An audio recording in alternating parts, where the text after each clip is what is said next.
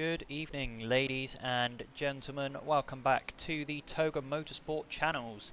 And that is right, we are here this evening at Silverstone for round 2 Yes. of the TOGA Motorsport World Tour. I am very sorry, ladies and gentlemen, I have not had time to do a livery sync today. I have been immensely busy in a meeting with a large sim racing accessory company for some stuff to do with TOGA. All of that information will come, time will tell. You will all find out about that information when we are able to tell you. But that does mean I haven't been able to do a livery sync, so there will be some plain liveries tonight. I do very much apologise. I am sorry. But that is just how it's going to be for today. I just haven't had the time to do it. I understand that's disappointing, and that some people will probably be annoyed. But I unfortunately don't have the availability to get it done right now. Let me get the YouTube chat, because for some reason it has my dock in.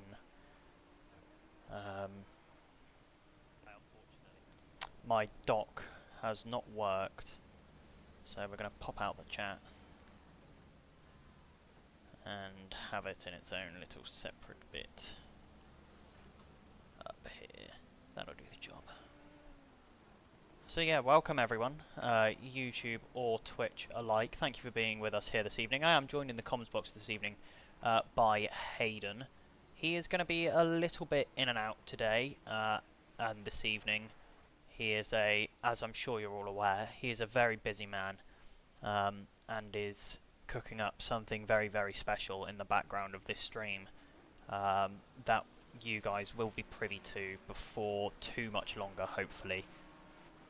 It is a big project, so it will be a while before we are going public about it, but I believe you me, there is some big news coming from the TOGA Motorsport family in the next probably, what would you say, Hayden, 8 to 10 weeks probably? I would say so. Yeah. I'd say so. Welcome everybody. Hope you're doing well. Yeah, apologies. Apologies for I may not be fully with you all this evening, but I am here. So please feel free to ask me questions. I am looking at the stream. So welcome all. Grant is a bot. Don't ask me questions. I'm assuming, Daryl, that you're talking about Grant Willamot in that WOR M4 BMW.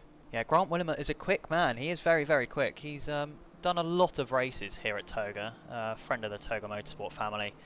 Very good racer, very clean racer.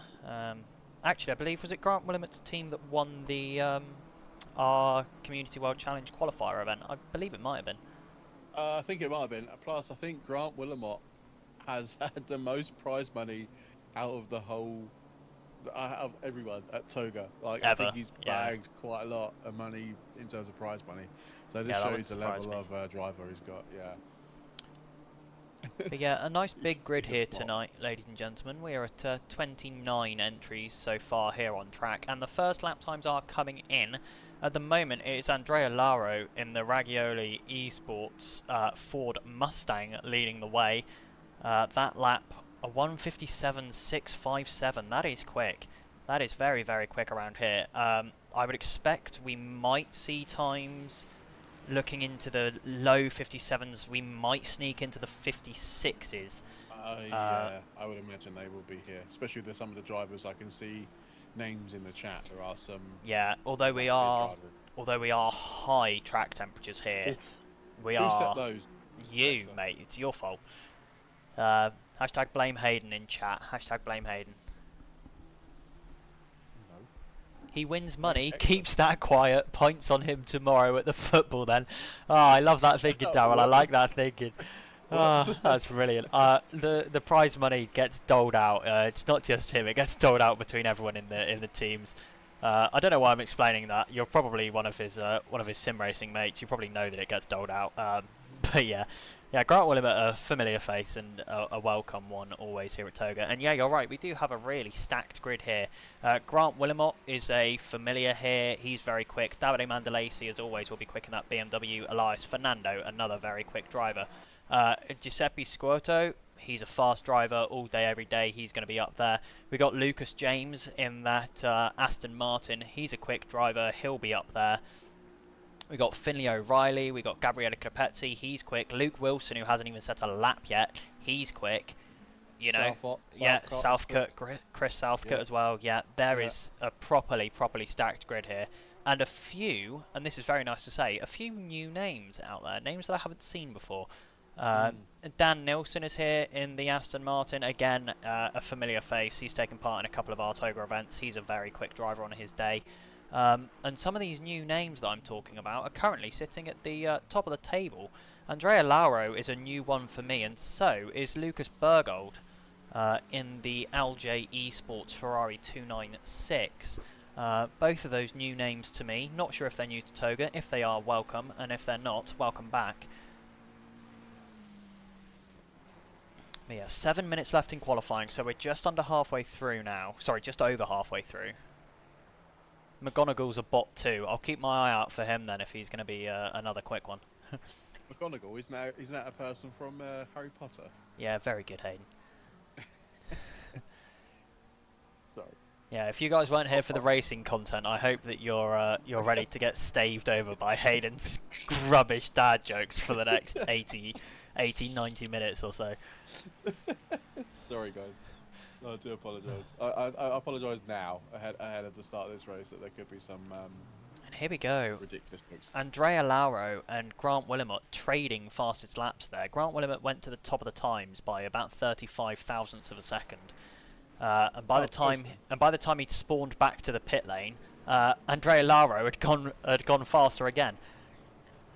Here we go, cars flooding out the pit lane now in the final 6 minutes of this qualifying session, and it is tight at the top. Top 5 drivers, Hayden, covered by 0.23 of a second.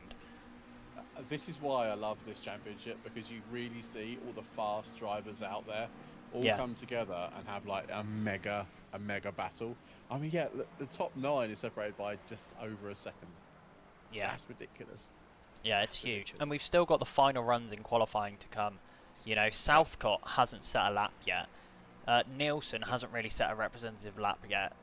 Giuseppe Squatto hasn't really set a representative lap yet. You know, and these are all guys who have got massive improvements coming their way. Gabriele Squatto right now I can see is improving by 0.4 of a second and gaining. You know, there are still fast times to come in here. Davide Mandalesi is improving. Bergold is improving. You know, this grid is only going to get tighter in this last 5 minutes of qualifying. Totally agree. This is why I love this championship. This is why the championship for me is so popular, because people come far and wide just to be able to race in these races. Yeah, absolutely. And the pace is so close. Yeah, because they know this is where the quality is. Absolutely. 100%. And it's nice to see a Mustang on pole, by the way, at the moment. Provisional pole, I should say. Provisional pole at the moment, yeah. Yeah. And then we've got some little bundles of manufacturers further back. 6th to 9th, all McLarens. All McLaren, standard. And then from 10th to 15th, only one of those cars is a BMW. All the others are Ferraris. 5 Ferraris in 6 positions from 10th to 15th. Have you seen a sprinkling of an Audi in P4 as well? I have seen a sprinkling of an Audi in the hands of Juan de Plessis from South Africa in the Ragioli Esports team. So that is the same team, I believe, if I'm not going insane, as Andrea Lauro. Yes. So a strong showing from the guys at Ragioli so far. Good evening, Reese, mate. How are you doing? Anyone who's currently watching in YouTube, in YouTube, make sure to drop a message in chat. Say hello. Say good evening. I hope your days are all going well, and make sure to hit that big old thumbs up button as well for the return of the World Tour Championship here at TOGA, a staple hold of the TOGA calendar. It's been a good championship, actually. I've really enjoyed putting these on. Like, they are, I know they're paid. I mean, obviously there is this big question mark around paid events, but still, it's actually really. It brings good racing, good drivers together, and they don't mind spending a few quid. Good racing, good quality. The cleanliness generally is really high. Oh, Jesus Christ. Quan Duplessis just getting it wrong there through the second apex. So that'll be Beckett's. He was getting it wrong there. Over rotation on the car coming through Maggot's, the first apex, and then dipped a wheel into the grass coming into Beckett's, and had to escape, cutting over the gravel on the inside of Chapel, invalidating that lap. He's going to be okay. He'll be able to get one more lap in, but he's not gonna be able to get two, unless he can cover the remaining part of this circuit in about 43 seconds, which I don't know, it could be close. Sorry, Ali, I've just got into Discord, and someone, I think it might be car 995 if there is, has just posted a message saying, insert swear word here, bro, there are some fast as beep in this league. Yeah. Thought around 2 minute flat would be a decent time. Yeah, no. This is welcome to the World Tour. When people pay the money, they bring the heat. Well, we've brought the heat in terms of track temperature and air temperature, but yeah, I know what you mean. Yeah, and it's only getting hotter, by the way. Since this stream started, track temperature has gone up 2 degrees. I'm not kidding. It's gone from 34 to 36 degrees Celsius on track at the moment, which I think might be the hottest Silverstone has ever been. Because it doesn't get a lot of sun during the normal real life years. I can tell you that much completely for free. That'd be good. It'd be testing the drivers' knowledge, their ability to keep those tyres cool and alive. Yeah, absolutely. And alive, yeah, 100%. I mean, as much as it's annoying, it's actually kind of good fun to watch, isn't it? To watch these drivers squirm for 80 minutes. Yeah, for sure. And there is going to be a lot of that coming 100%. up. Yeah, with track temperatures like this. And that's it. Quan Duplessis has just thrown away his final qualifying lap. So it's going to be P4 at best for the Audi driver from South Africa. He's going to have to hope that people behind don't improve. And unfortunately for him, the people behind are improving. And not necessarily by a little amount either. Who have we got? Oh, I've just been informed that the driver that posted that has said he's going to leave this no point in racing at the back all the time. I mean, that's disappointing. That's your decision, bro. If you are watching the stream, but we do, you know, this is a paid championship, so we don't expect there to be far, you know, we haven't set a restriction, so, you know, that's racing. Sometimes you have to take the L. So some people are faster than others, and that's just how it is. So Andrea Laro crosses the line. Oh, we've got equal times at the top. Ethan Faulkner goes in a dead heat with Andrea Laro. Oh, wow. I don't think I've ever seen that for the top two, I'll be honest. Yeah, 1:57.555 for the two cars at the top. Is Laro improving on his lap time? No, Laro has just crossed the line and hasn't improved. However, he has managed to get another lap started. He is still on pole at the moment because he set that lap first. But he's got to watch out because Grant Willamot is improving already by a 1/10.5 this lap through Maggott and Beckett. Still plenty of the lap to go to lose that time. But right now the improvements are coming throughout the field.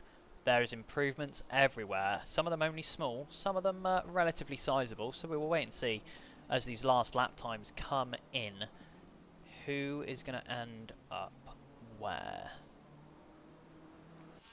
Barry Hagen is going to be the next man to cross the line on a flying lap. It's not going to be an improvement from him, so it's going to be 22nd at best for Barry Hagen this race. Then moving up, it's going to be Raffaele Tattari is going to be the next person to cross the line on a competitive lap.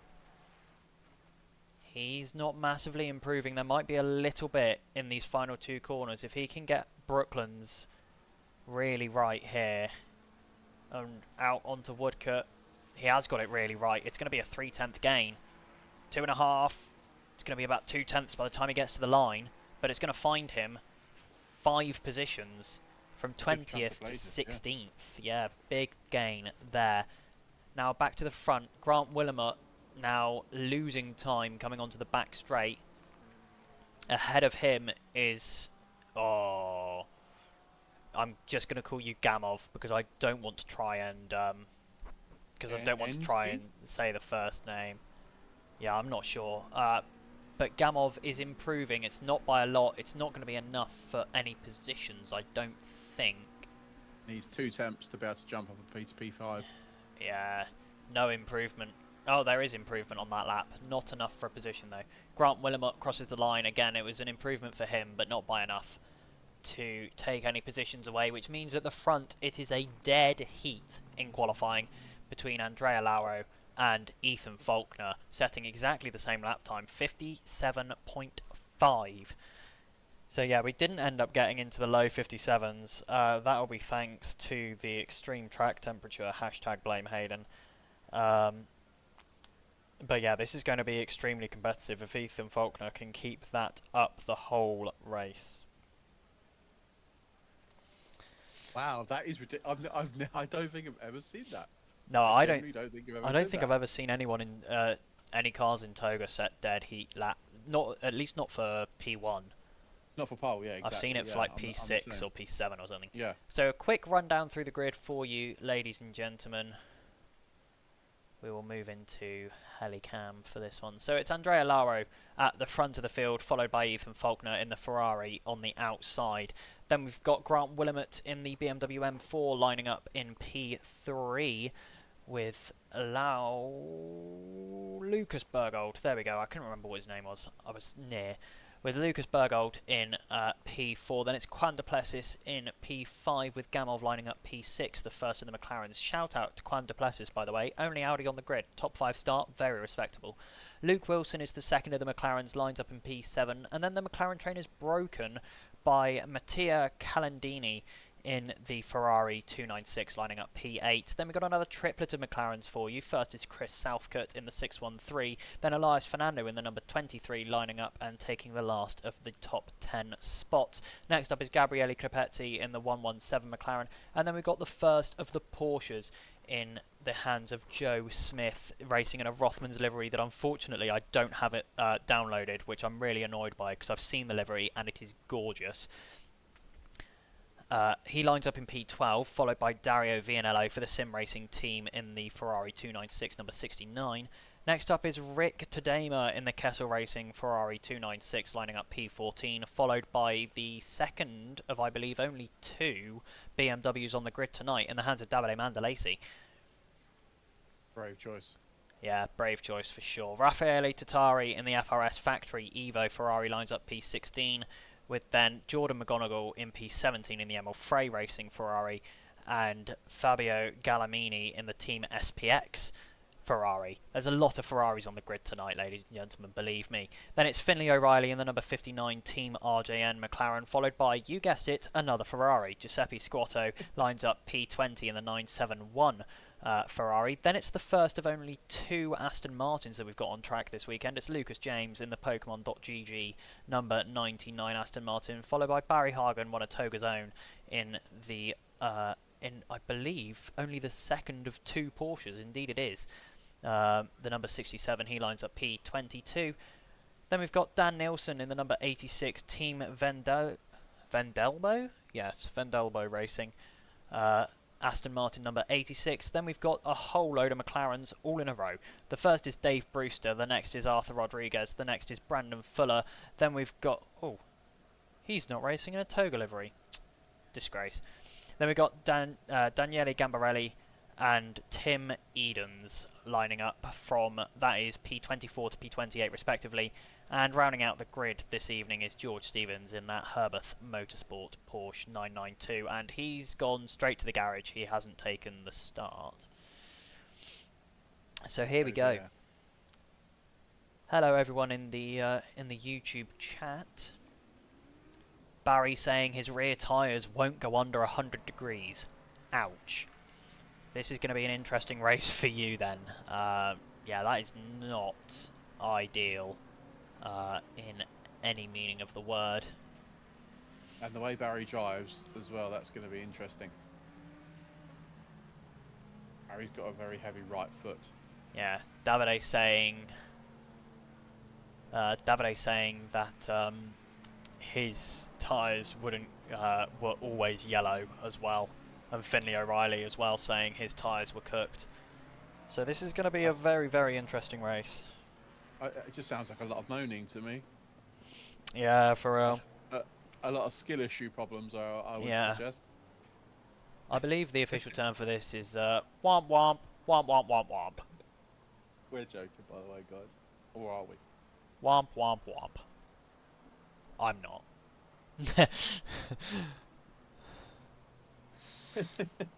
I'm not. What am I doing? What am I doing and where am I going? Or they're brave warming up. They're doing any tyre warm up. I'd imagine there's probably just. I doubt there's any need to do any tyre warm up. Drag your brakes a bit, Exactly. and they'll get up to temperature by themselves.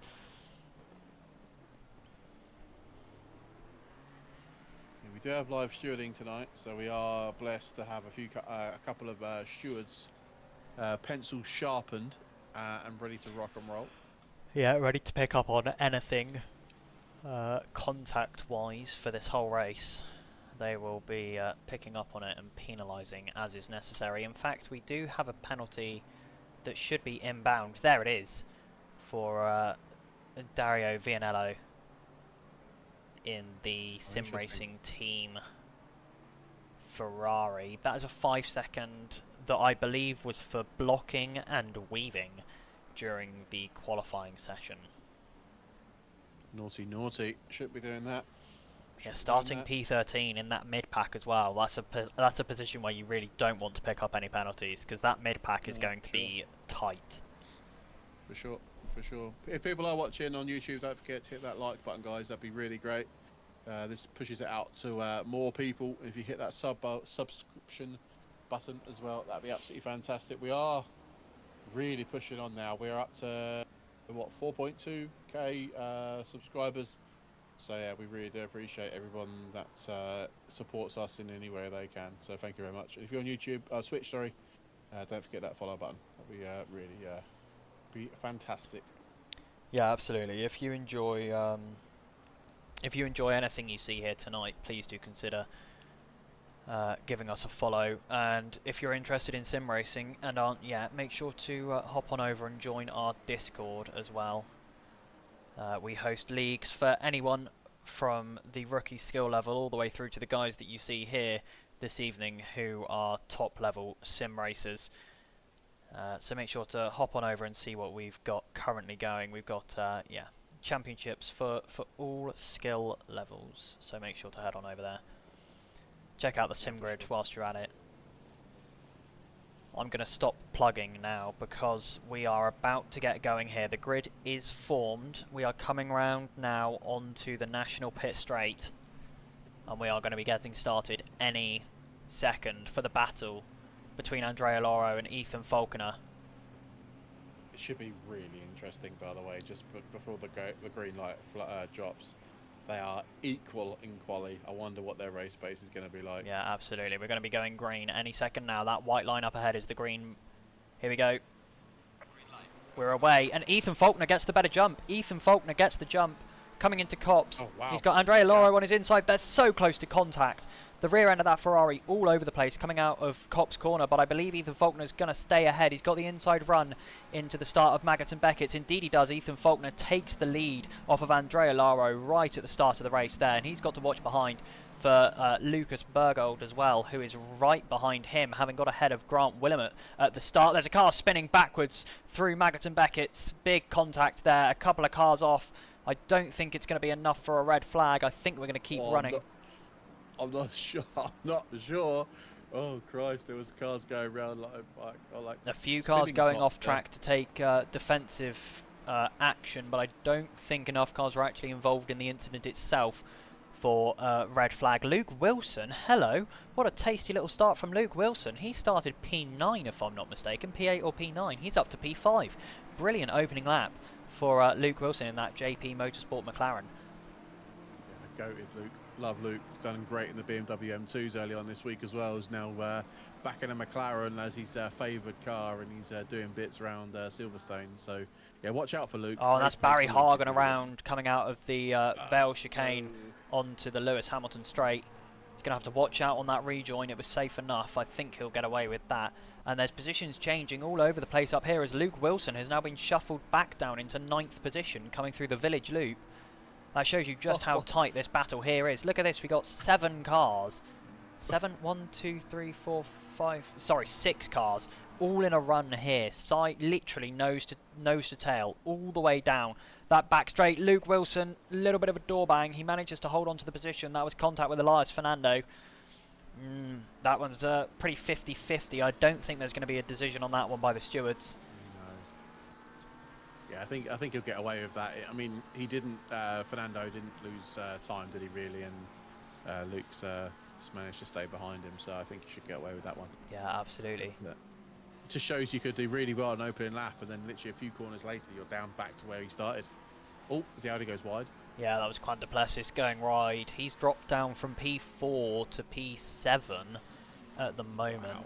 Wow. Yeah, but this pack here is so tight up to P5 that genuinely doesn't really matter, because all it takes is for one person to have an off in front, and you're guaranteed to gain a position from it. Yeah, you got a very valid point. Faulkner though is what, 7-8 tenths ahead now of Lario in P2. Yeah, 7 tenths ahead of Lauro. I think that is going to change. Has Quan Duplessis gone round? I think he has. I'm trying to get on board with him. Yeah, he has. He's gone into Stowe. There's been contact there.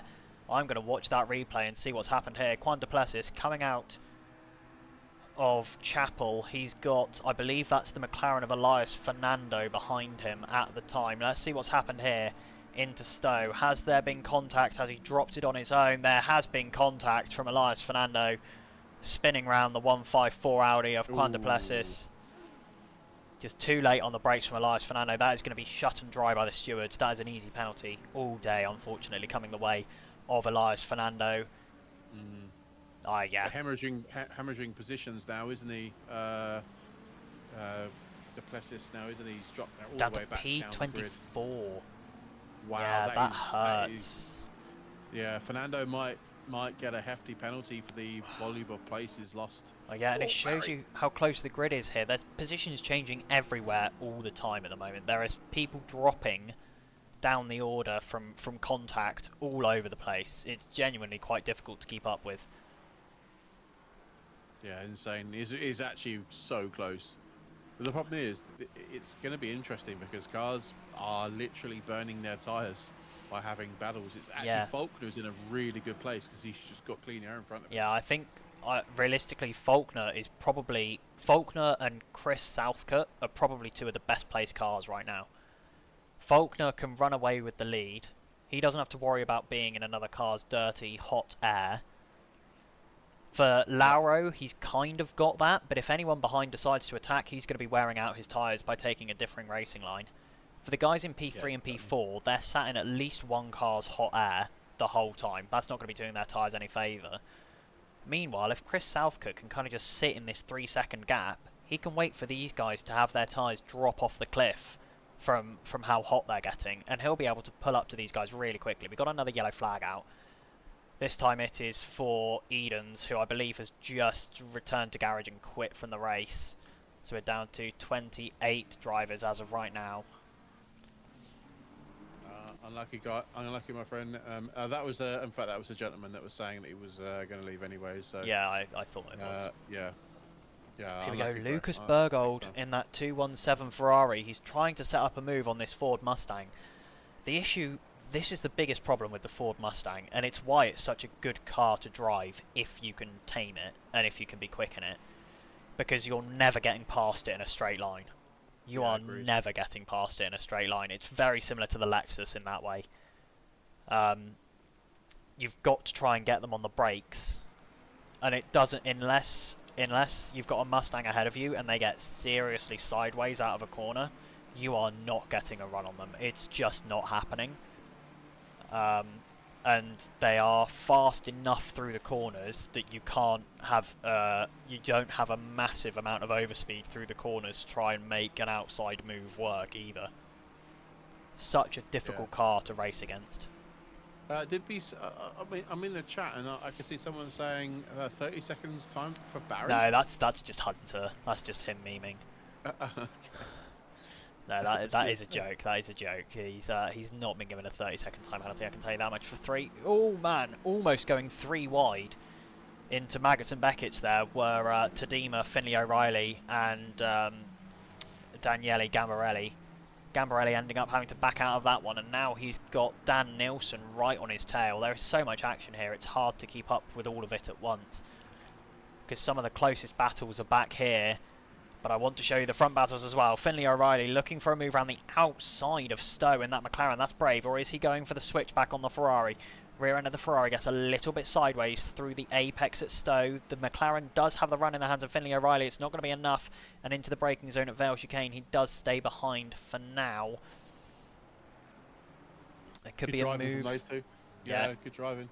Could be a move coming from Joe Smith, the first of the two Porsches, looking possibly to get past Dario Vianello in the sim racing team Ferrari. Although at the moment it's not looking like there's much going there. But yeah, these gaps are so close. There is so much battling going on up and down the grid right now. And you've got to wonder, surely it's not beneficial to be doing all this fighting. It can't be. Surely you'd be better off dropping off the back of a pack and having cooler tyres. But then, are you just sacrificing your own race pace to sit out the back of a group and not push? It's a decision, because you're right. Because if they do that, then what's the chance of them actually falling off and actually not being able to to be competitive enough to gain places? But then on the flip side, if they push too hard, tyres are going to go and they're going to just lose places. So it's a difficult one as we see a car go off the track. Yeah, it's a difficult. It's a little bit rock hard place, isn't it? Agreed. I totally agree, yeah. I think the only thing that will ease drivers' minds is that because of the temperatures that we're seeing in this race, this is going to be a dead split race. They're going to split this race right down the middle. They're going to run 40 minutes in the first stint, 40 minutes in the second stint. I cannot see anyone taking tyres from... I reckon the limit is 50 minutes. I don't think it's worth taking them any further than that with the overheating issues. No, I totally agree. Yeah. That totally we agree might see someone who manages to take care of their tyres really well. There might be someone that risks it, goes 60 minutes deep into this race and comes out low fuel, 20 minutes left, fresh tyres. Yeah. But you would have to have a significant advantage in terms of tyre wear after the other guys around you have boxed. It would be a Hail Mary of a strategy, but I could see someone doing it. Faulkner maybe, with the gap he's got. Maybe Faulkner. I was thinking maybe one of the McLarens running further down the order. Maybe a Chris Southcott. He's got, the McLaren is historically very good on...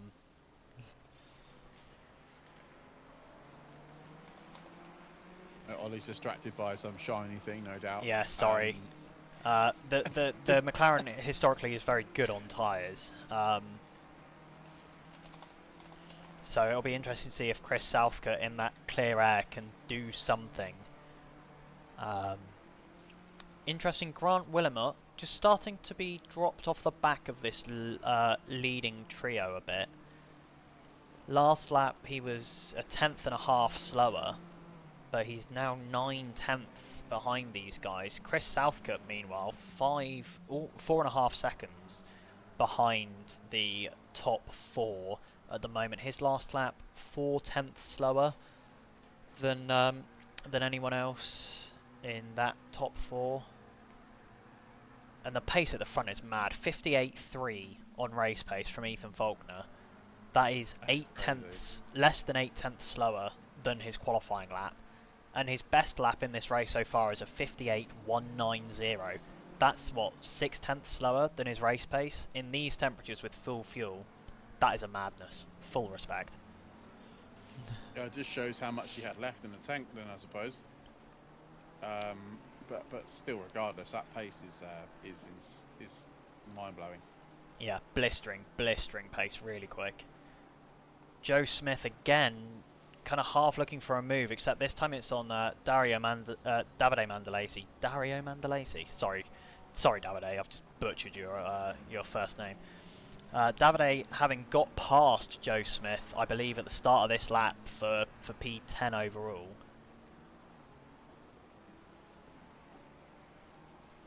So positions working for Davide Mandalesi. It was not a bad lap time last time out. If he can find a couple more tenths in that lap, he will be kind of even with the guys ahead of him. So we'll see what he does this lap. It might be slower, having made that overtake. We'll wait and see. I raced with Davide very recently, where we got robbed out of a P1 at Hungaroring after 6 hours. You didn't get robbed at all. You We couldn't did. catch him. We did. We got robbed out of it. We got robbed out of a winning position. 4 He's tenths lying, behind guys. He's lying. behind a fellow Toga car. I blame the team managers for giving us team orders. That's what I'll say. I told but, you were allowed to race him if you could catch him. I'm joking. But you know, Davide is a really, really good driver. I was very nervous actually racing with Davide because he is obviously a much more better driver than I am. Go ahead, Rick Tadema hits the pit lane. Ooh. That can't be a fuel and tyres stop because the pit window isn't open. There's no pit window. There's no pit window. This is a ridiculous Hail Mary of a strategy if this is what he's going for. Not possible, no?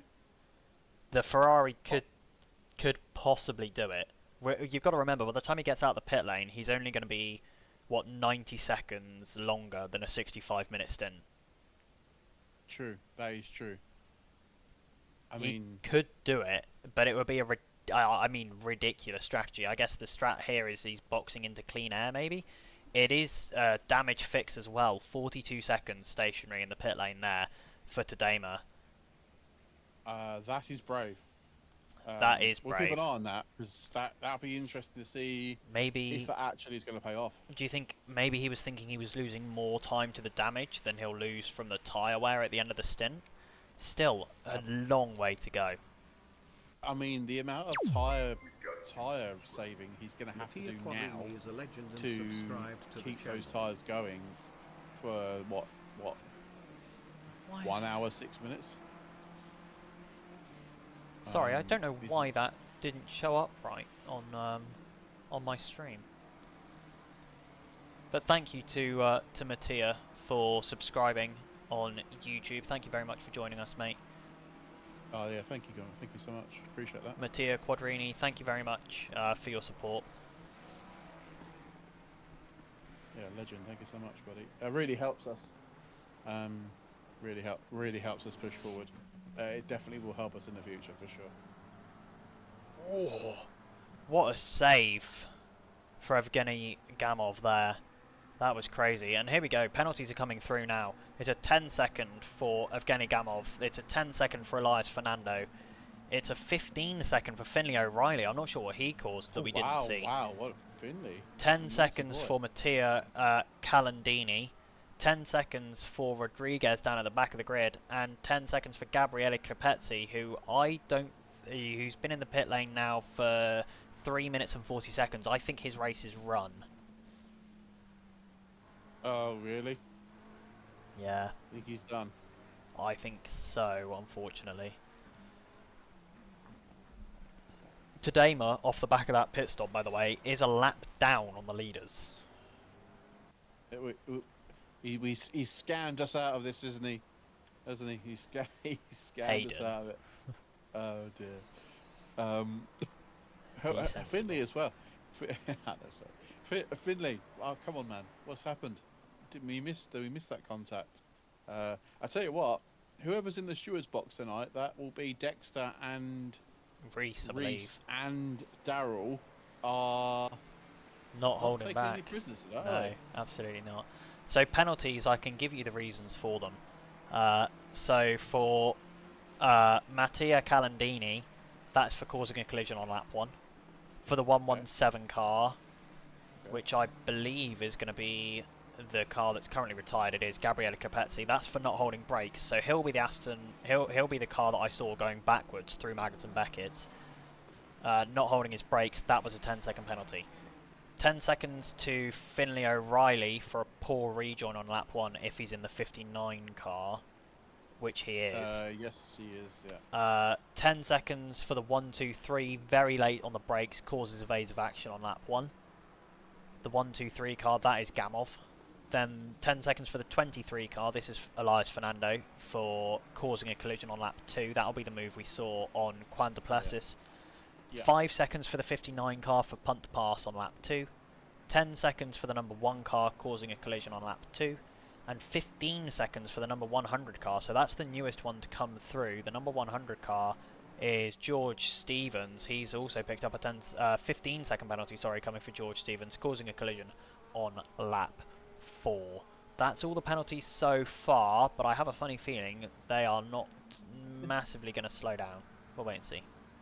I mean, it normally happens, doesn't it? First few laps are people are just gauging, their surroundings, other drivers around them, and after a little while, it's all sort of. And everyone's really close as well. Doesn't help. Exactly. Yeah. Exactly. Doesn't help the situation, for sure.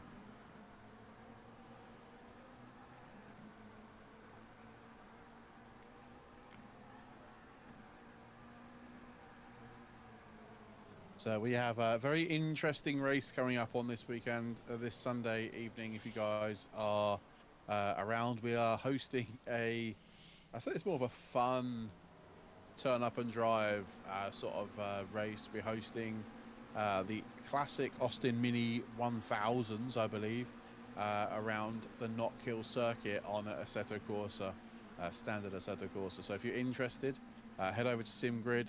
Sunday night, I believe it's Ollie again with Olaf, and it's not the snowman from Frozen. They are going to be hosting the Knockhill race for us on Sunday. So even if you can't race, I would definitely recommend going and watching the stream, because it's going to be a lot of fun, I believe. Yeah, going to be a good race. Knockhill, a brilliant circuit, and such a brilliant little car to be driving around it as well. These things are ridiculously bad. I think is the best way I can describe them. There's no downforce, there's no power. The brakes are like pressing blackboard rubbers against a piece of cardboard. There's Lucas James there making a move. That's on Gambarelli. Gambarelli going off track through Maggots and Beckett's, and Lucas James moves himself up to P19 overall. Also side by side is Mattia Calandini and Finlay O'Reilly. Finlay O'Reilly keeping ahead for now. I don't know if that was an overtake from Finlay O'Reilly, actually. It might have been. Looks like it, because wasn't he behind that Ferrari? Yeah, because he's now gapping a little bit. Yeah, so I think that was an overtake there. How's our friend Car 10 getting on with his obviously early stop? Is he, in terms of lap probably time, not brilliantly. is He's running, yeah, in all fairness, he's running over a second faster than a lot of cars in front of him. Okay. Cars up to P19, he's running comfortably faster than. By a second, if not more. But he's got to make up the 10 seconds that he lost in his pit stop by fixing damage, and then hope that he's got enough overspeed for the tyres to not be an issue, and he's got to hope that he can save his tyres well enough for them not to become an issue towards the end of the race as well. Yeah, a lot of time penalties being served though, so the pit, I'll imagine cars will start to box in around about, 19 minutes time.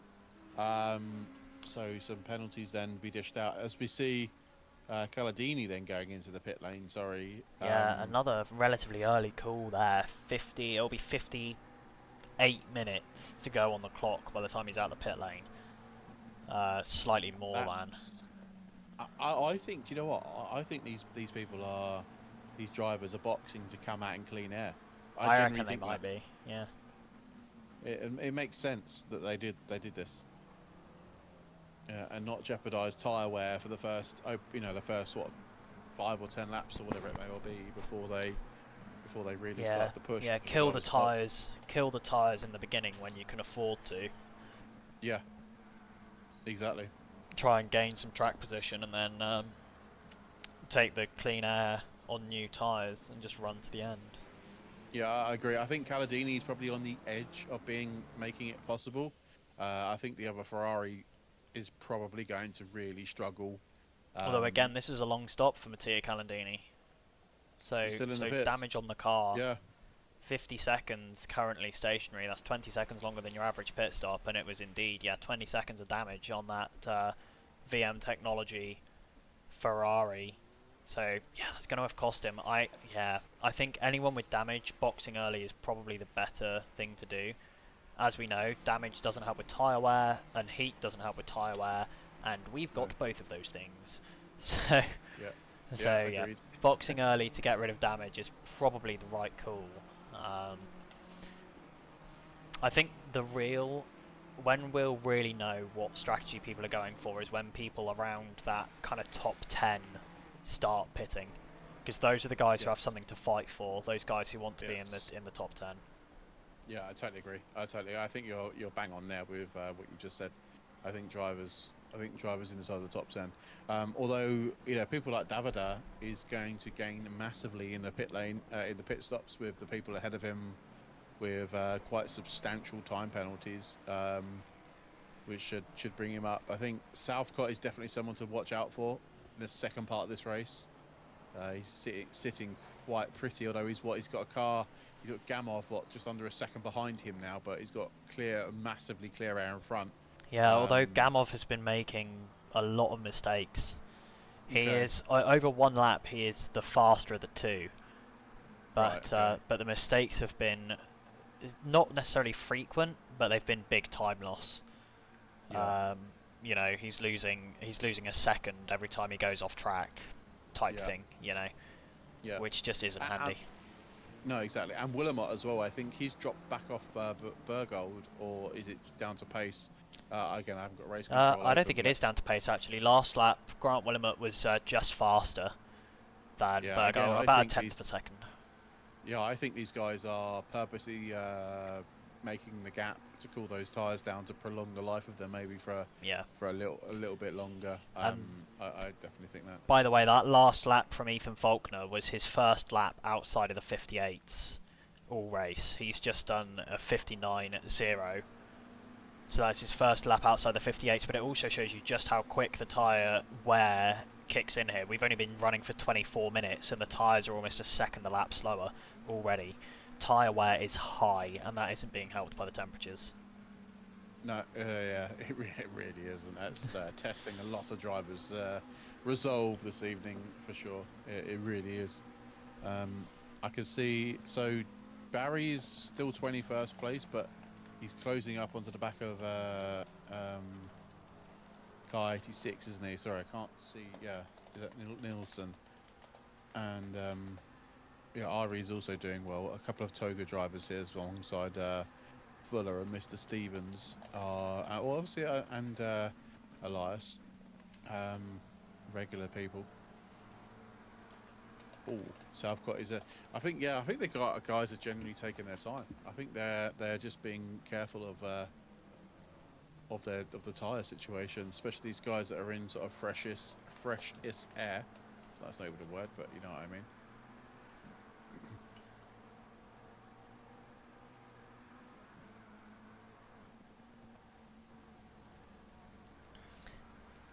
Yeah, it is really interesting. I think being in clean air is going to be really valuable here.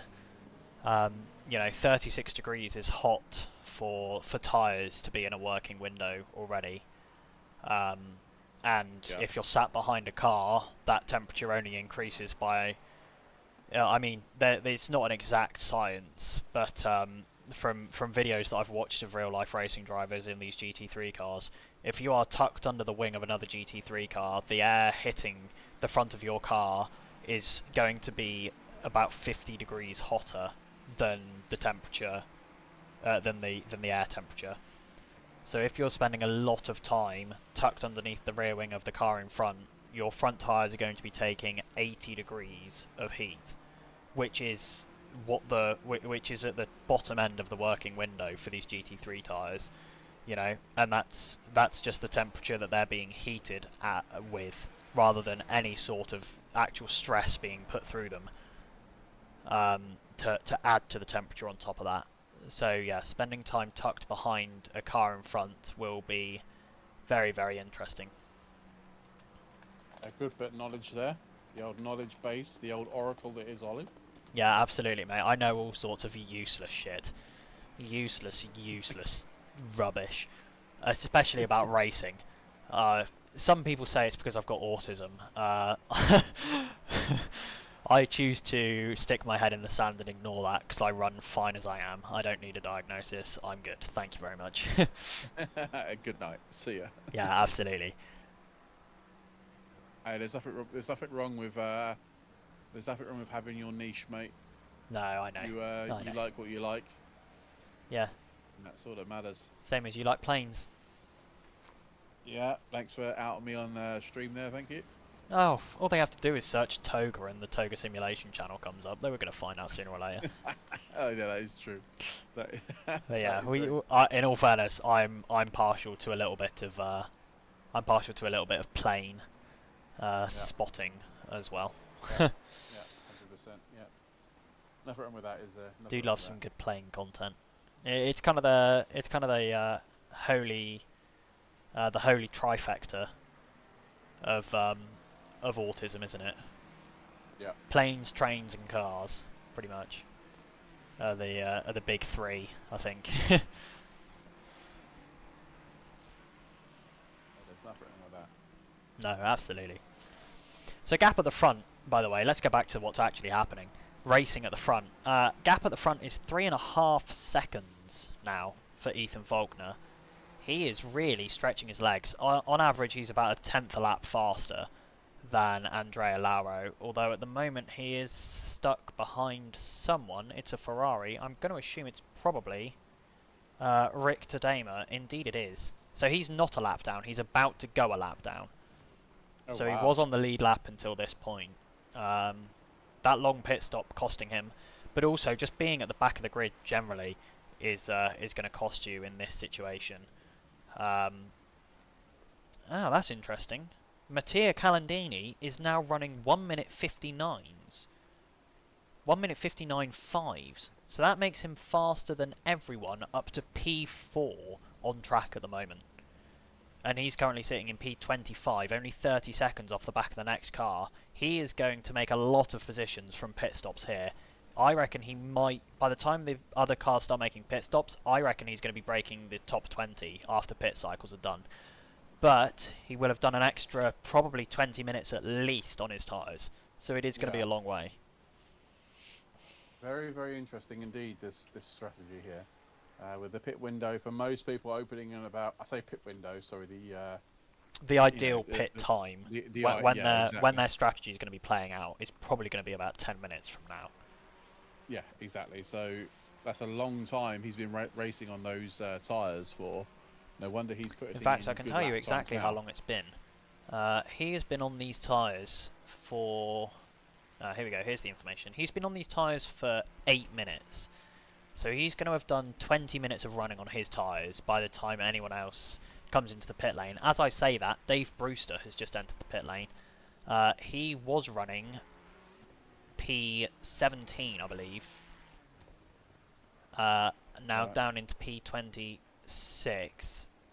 to go into the pit lane. Let's see how long his pit stop is, because this might be another one who's looking to take advantage. A 54-second stop time for Dave Brewster. Must have been contact somewhere with a wall or another car that has caused that long stop. And more penalties have come in, I believe. The 999 of Tatari has picked up a 10-second penalty. There's been a 5-second for Barry Hagen, naughty boy. Those are the only 2 additional penalties I've got for you right now. And people in the top 10 are pitting. Elias Fernando is in the pit lane. So is Juan de Plessis. Both in the pit lane now. Elias Fernando serving what I assume will be just a standard pit stop time and back out. If it is, it means he'll be out any second now. He might be fixing the damage that came from the contact with Juan de Plessis, actually. I think he is, because it's going to be 40 seconds stationary. 42 seconds stationary, so 10 seconds longer than a standard pit stop for Elias Fernando here. Didn't he have a drive-through? Oh no, you're right. He had a penalty. He had a 10-second penalty. That's what's caused that. Yeah, you're very right. You are very, very right. So these guys now need to go out get these tyres in the window and be as quick as possible, as soon as possible. And Elias Fernando has nailed the clean air window. He's 17 seconds behind the next car on track. He has nailed that. He can run completely in clean air until everyone else pits now. So he is quids in right here from Elias Fernando. Even with that 10-second penalty, he'll be able to claw that back in the next 4 laps, as long as he can really drive the wheels off this car. Which he has the ability to. Let's say it how it is. He's a really fast driver. Yeah, can't deny that at all. Especially in that McLaren, his car of choice, and it has been ever since he started in ACC. He is really strong in that 720S Evo. Really, really strong. 100%. Damn it! Why isn't it working? Sorry, my cooking is not quite cooked. Is it at least back up again? No. Brilliant. That's the problem. I keep getting distracted by the racing. Have you got onto AWS and asked them to look at it? No, I'm waiting. I'm waiting for that to happen, but I haven't. I'm using our provider that we use for our ACC service. Oh, fair enough. Yeah. Gap at the front, by the way. Just a quick update. Up to 5.5 seconds now. Last lap, Andrea Lauro was 7/10 slower than the leader. Ethan Faulkner, if he has kept his tyres alive and can do this exact same thing again in the second stint, he is running away with this race right now. Running away.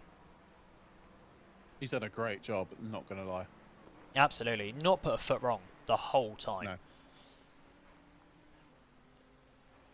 We are currently 34 minutes into the stints, and lap times on average are a second and a half slower. 1.5 to 1.8 seconds slower a lap than they were previously, and the track temperature has just gone up by another degree. We're at 37 degrees Celsius now on track temperature. Wow. That, I tell you who that isn't good news for, is anyone who boxed early to get into clean air, because that is going to hurt your tyres. Here we go, Dario Vianello, the first man from the top 10 into the pit lane. He's got a shorter penalty. It's 5 seconds only for Dario Vianello. He's still going to be stationary for slightly longer than he'd want to be. And I tell you who I'm going to judge this against. I'm going to watch this whole pit stop sequence play out, actually, because I tell you who I want to judge this against is Elias Fernando, because I believe that Dario Vianello was right around racing with him. He was in that kind of window before he came into the pit lane. So for Elias Fernando, this is Elias Fernando's first full lap back on track again. Dario Vianello still waiting to drop off the jacks. It's going to be now, pretty much. Indeed it is. He gets rolling. And Elias Fernando, this is going to be really close with Elias Fernando here. Has that earlier pit stop worked out for him? I think it is. You're going to see his icon pop up on the screen any second now. There it is. There's Dario Vianello leaving pit lane.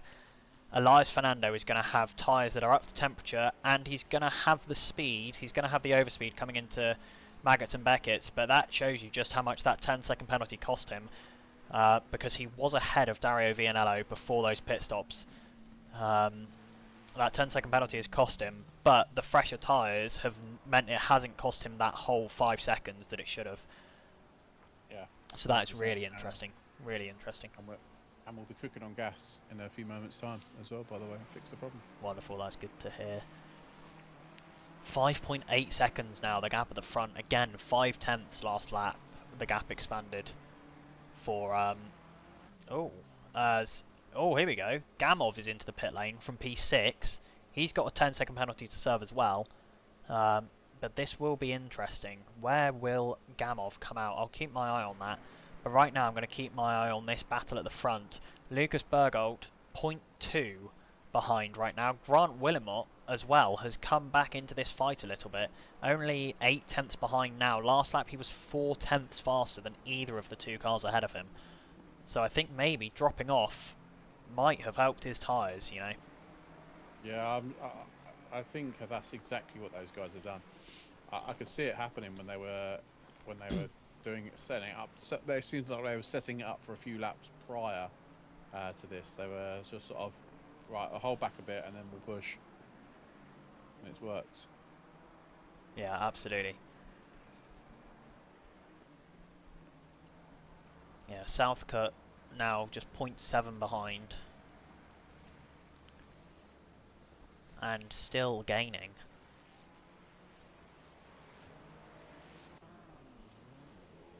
So Gamov is going to leave the pit lane overall in P16. And Dario Vianello and Elias Fernando are not far behind.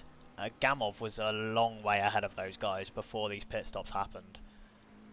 So I think that shows you just how much those new tyres can be worth if you can utilise them to the maximum of their pace. Agreed. I totally agree. I'm just not sure if going long on the second stint is the right choice. You know? No, I don't think it is. As much as I want it to be the right choice, and it would make great content if they managed to eke out the time. Eke out the tyres. Sorry, I can't see it. I'm afraid. No, I think every driver is going to be looking to split this race pretty much perfectly in half. Grant Willemot has pitted. That could be big.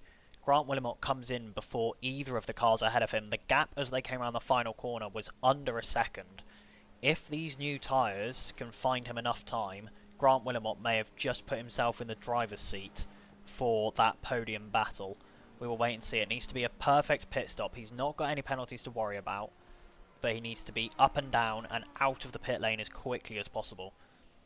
I'll tell you what his benefit here is. He's got a really late pit box, which means he won't have to hit the pit limiter button. He can just straight accelerate pretty much out the pit lane.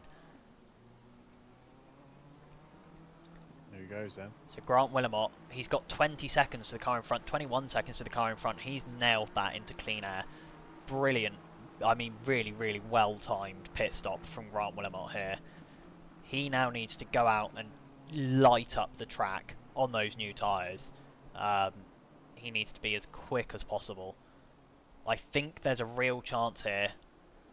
If Lauro and Bergold aren't in at the end of this lap, if they do one more lap, I think there is a high chance that Grant Willemot gets both of them. I think if they were to come in this lap, it might be less. Ethan Faulkner goes round again.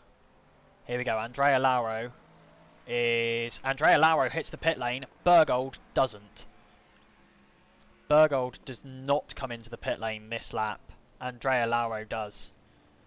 This will be interesting. So it's now Andrea Lauro who we are going to want to be keeping an eye on. Where does he come out compared to Grant Willemot, who's currently P9. Grant Willemot already taken a second and a half out of the car in front of him since leaving the pit lane. That is just how much faster these tyres are right now. But he needs this to be the perfect outlap. I'm not sure if it's going to be enough. He's coming round Woodcote now.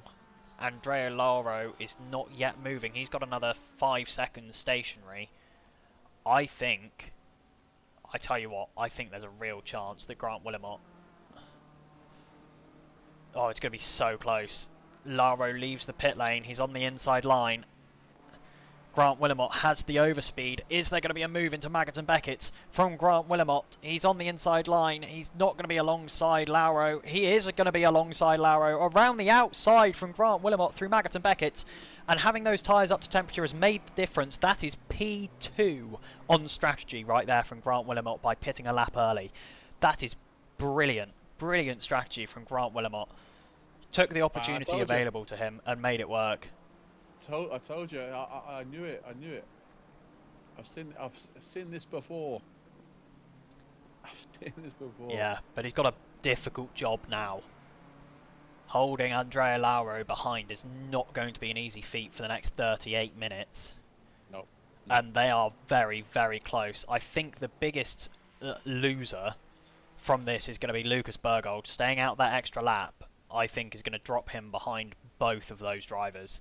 Although he nailed that pit lane entry. Holy moly, that was really impressive. You couldn't even tell he'd gotten onto the pit limiter. That was how fluid it was into the pit lane for him.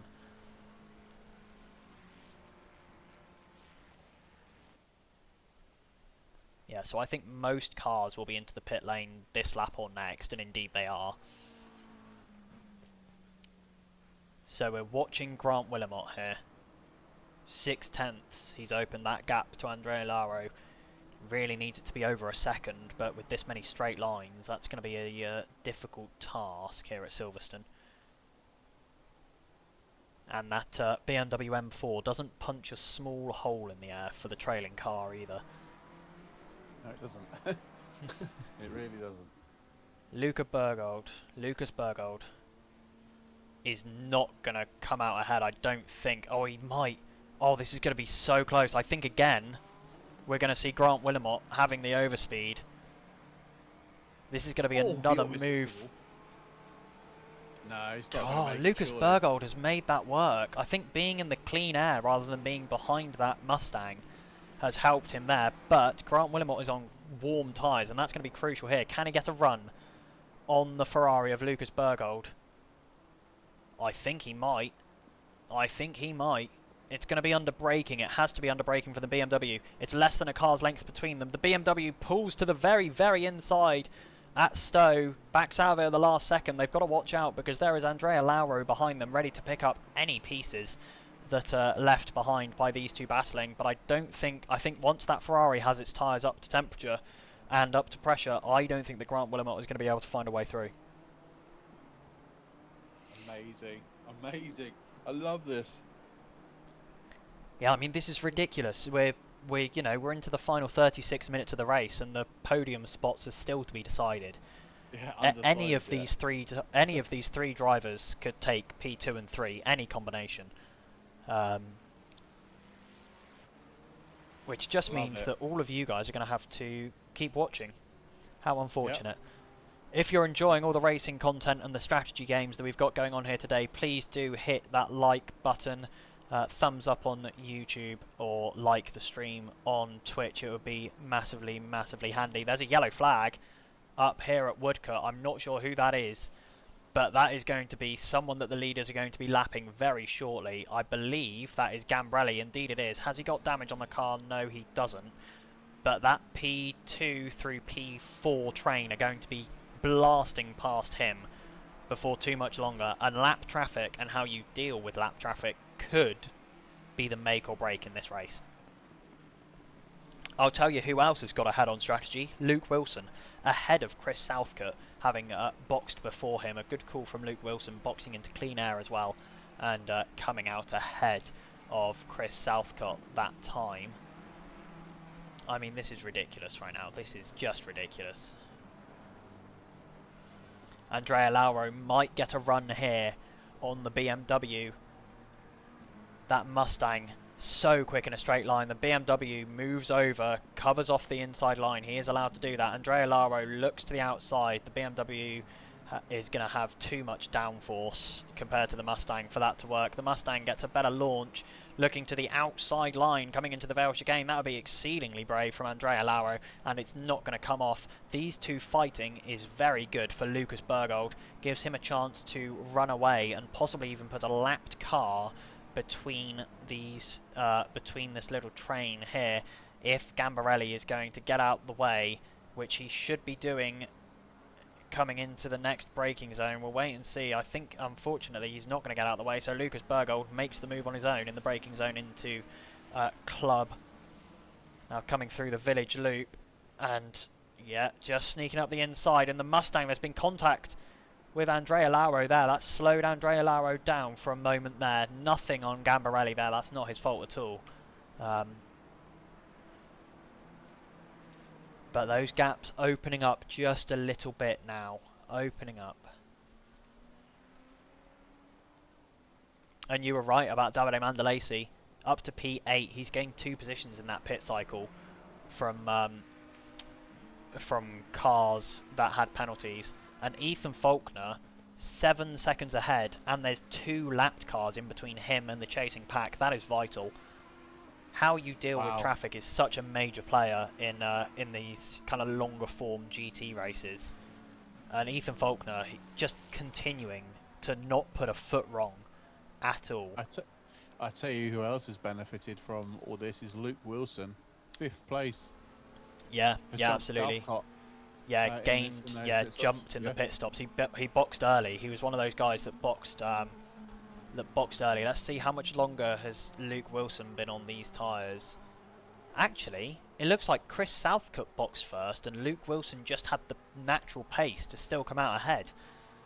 That is incredible. Yeah, Chris Southcutt has actually been on these tyres for longer than Luke Wilson has, but Luke Wilson, once he got into the free air by not having a car in front of him after Chris had boxed, was actually faster. Now, George Stevens needs to be thinking about getting out of the way here. He can't be racing these guys into the braking zone. That's just sticky. That's nasty from George Stevens there. That's one of the worst things you can do as a lapped car. One of the worst things you can do as a lapped car. Should have lifted before the corner. If you pull that far to the inside as a lapped car, you are, as the driver doing the lapping, you're fully expecting to be let go. So when that car is still alongside you or pulling alongside you into the apex of the corner, you're not expecting them to be there. It's really, really poor form from a lapped car there. This battle is going to spice up a bit. I think both drivers are similar paced, and but we'll see who's got. They've got the same equipment essentially underneath them, which is obviously slightly different setups, you would imagine. We're going to see who's got the raw pace to keep P5. I mean, I feel bad for Lario. Sorry. You know, P2 in this race, down now to P4 through the pit stops. Very, very sad to see, but hats off to the other 2 drivers. Have just drove a better first stint, I suppose. Yeah, that extra lap from Lucas Bergold after the Ford of Andrea Lauro pit. He obviously knew, Lucas Bergold, that he had time in the bank that he couldn't use when he was behind Lauro, and he unlocked all of that in the overcut lap that he did to come out not only ahead of Andrea Lauro but also ahead of Grant Willamot, whose own early pit strategy put him ahead of Andrea Lauro as well. Yeah, totally.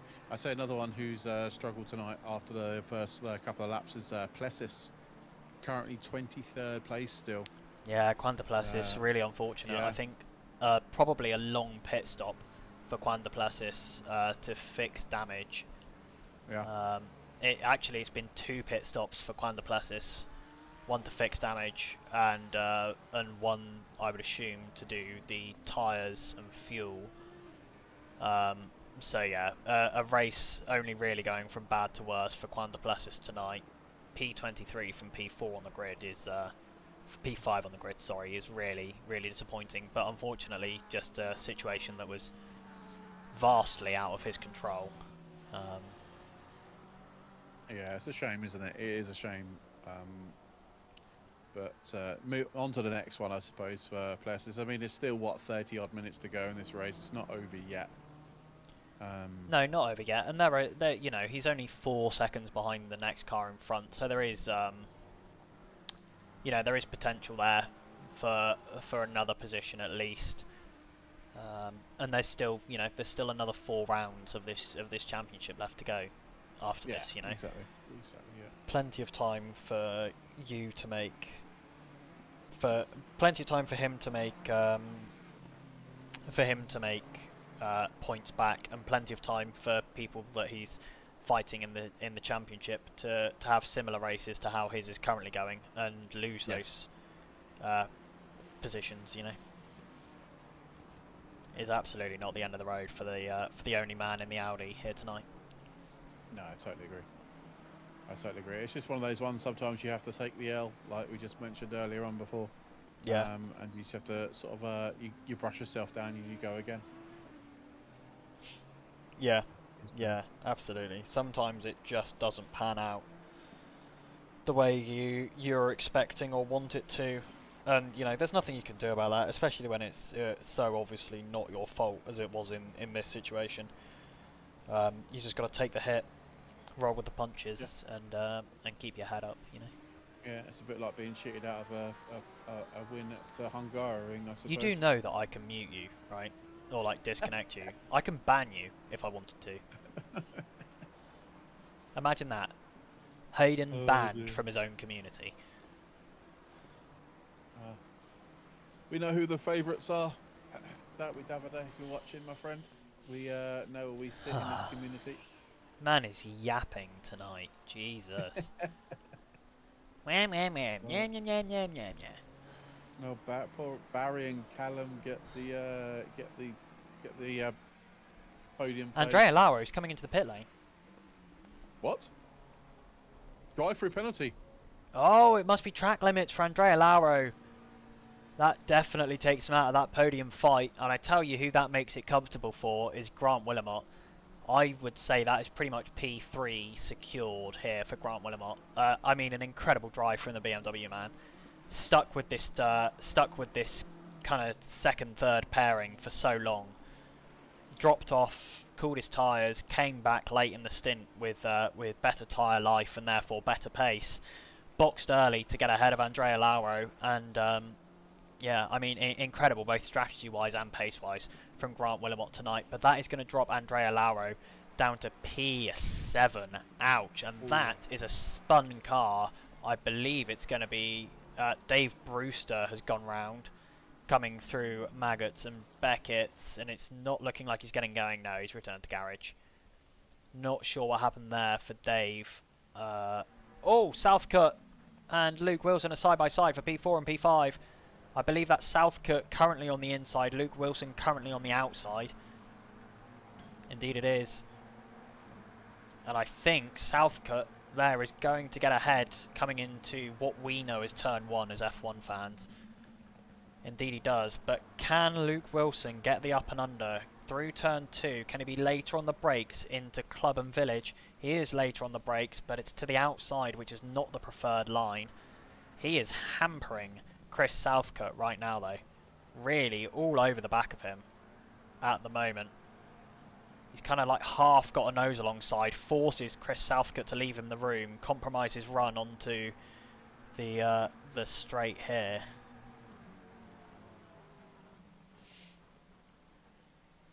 And he just keeps showing his nose in the mirrors, does Luke Wilson.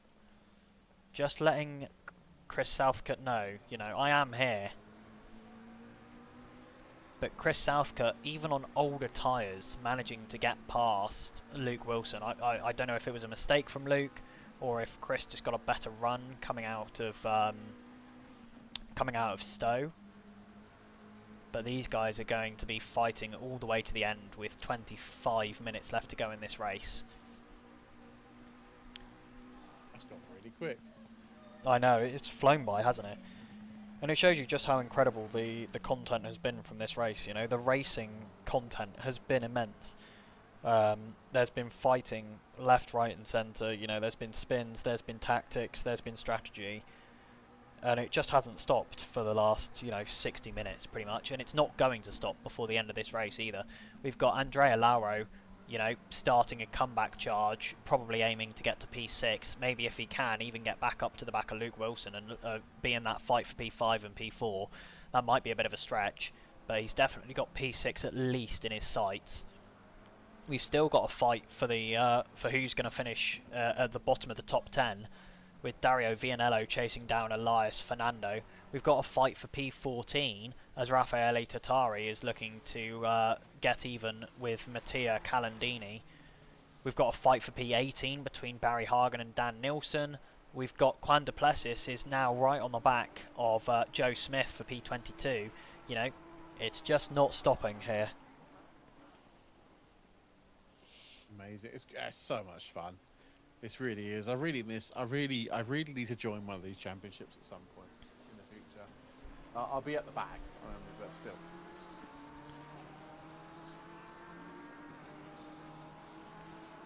And that is Quantaplessis. I believe that is him just ahead of... Oh my god, what's happened to Ethan Faulkner?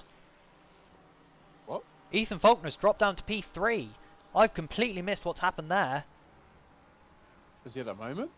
I don't know, his last lap was fine.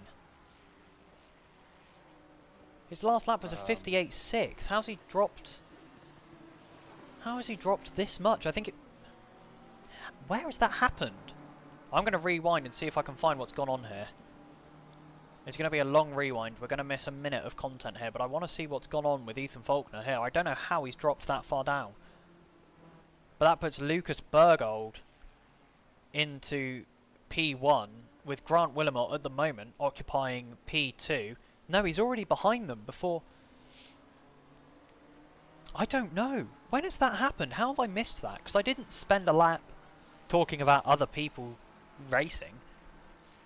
Very interesting. Yeah, I've not spotted this. Is anyone on track? I'm really confused as to when that's happened. Has anyone in chat, have any of you guys spotted when he tumbled down the order at all?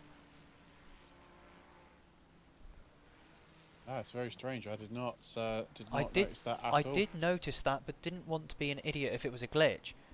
I mean, I just genuinely don't know when that happened. We are going to cut back to the live scenes now, on board with Lucas Bergold, who's now the leader of this race. Last lap, Ethan Faulkner 3/10 faster than the leader, 3/10 slower than Grant Willamot. Oh no, sorry, 6/10 faster than Grant Willamot. He is 2 seconds back from Grant Willamot right now, although I believe that might involve some lapped cars. No, at this time it doesn't. So Grant Willamot, I think, is going to come under threat pretty quickly here. And Lucas Bergold now is in the driving seat here. He can run away. He needs to take advantage of the fact that Ethan Faulkner has to get past Grant Willamot first. If he can open up maybe a 5 or 6 second gap by the time that Grant Willamot falls behind Ethan Faulkner, I think Lucas Bergold is in the driving seat for this race now. Yes. I think you're right. Luke Wilson's still hampering Chris Southcott, you know. He's not slowed down. 3 temps, sorry. Yeah, I mean, I think these two will be battling it out to the very end. Yeah, if I'm not absolutely. If I'm not mistaken. Yeah, I think so too. The server been really stable tonight, which is always wonderful to see. We've been through a little bit of trial and error here at TOGA Motorsport, trying a few different server providers, and then realising that actually the best way to go was to get a dedicated box through a server manager and run everything off of our own little server host instead. It is a little bit pricey. You know, there's lots of outgoings here at TOGA Motorsport, so if you have enjoyed anything that you've seen here tonight, or you are an existing member of the TOGA Motorsport community, please do consider joining the TOGA membership program. You can join from as little as £1 a month, and you get exclusive benefits. You get early sign-ups to any championships that we've got coming up. If you are in the higher tiers, you get some free entry into paid events up to a certain amount.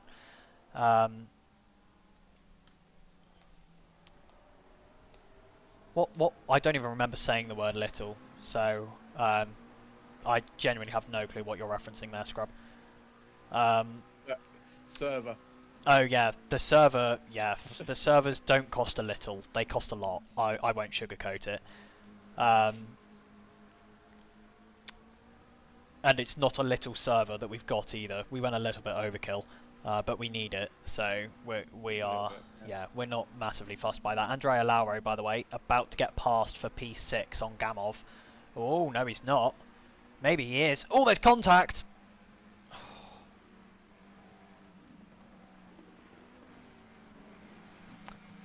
So yes, yeah, a little bit of contact between Andrea Lauro and Gamov. Just some like rear corner to front corner contact, just nudging Lauro a little bit wide coming into Maggots and Beckett.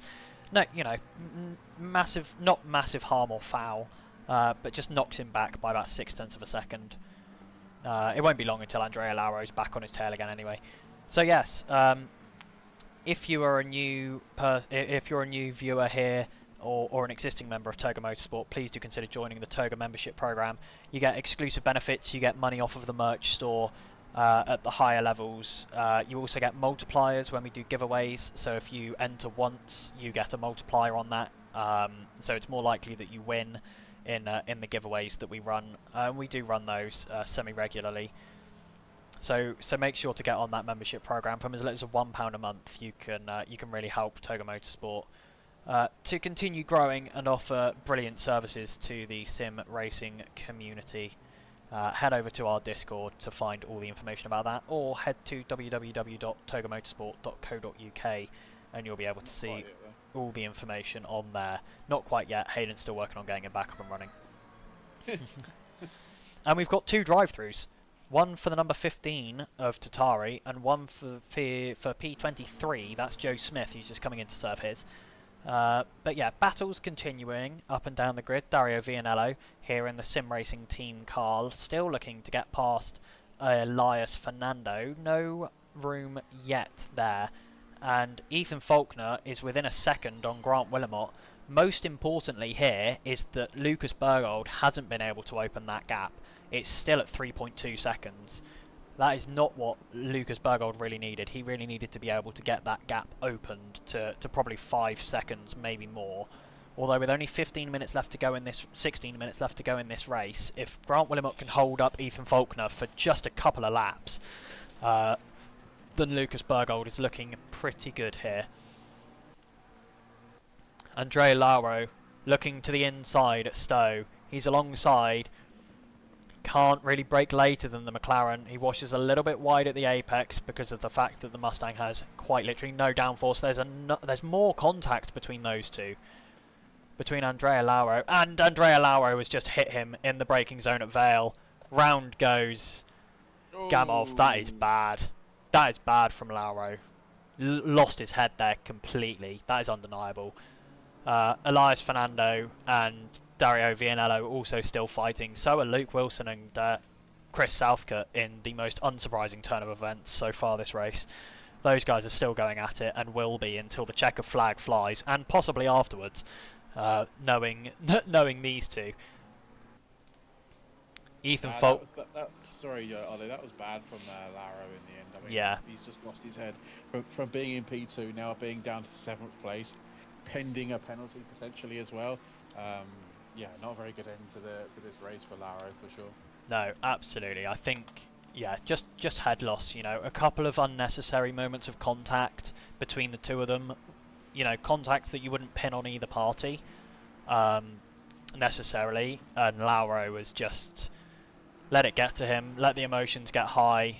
Probably annoyed at himself after getting that drive through when he was fighting for P3. Won't have helped. Yeah. And yeah, he's going to see a penalty come his way. That is undeniable there. That is one of the most open and closed cases that the stewards will get coming their way this evening.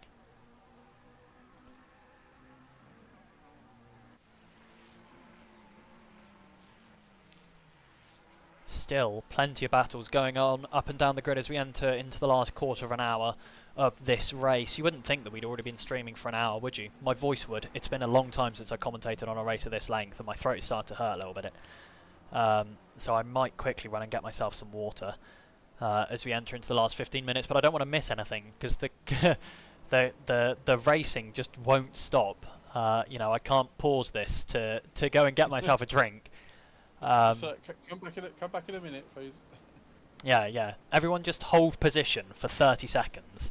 You know, no overtakes allowed. Full course yellow, whatever. Oh, don't say that to me. Yeah, virtual safety car. Stop the overtakes so that I can go and get myself a drink. And it's an outside move attempted by Ethan Faulkner. I don't think Grant Willamot is going to let him see any time of day there. Indeed he's not. Stays ahead, almost into the back of Grant Willamette from Ethan Faulkner there. And this is what Lucas Bergold needs. 4 seconds, that gap now.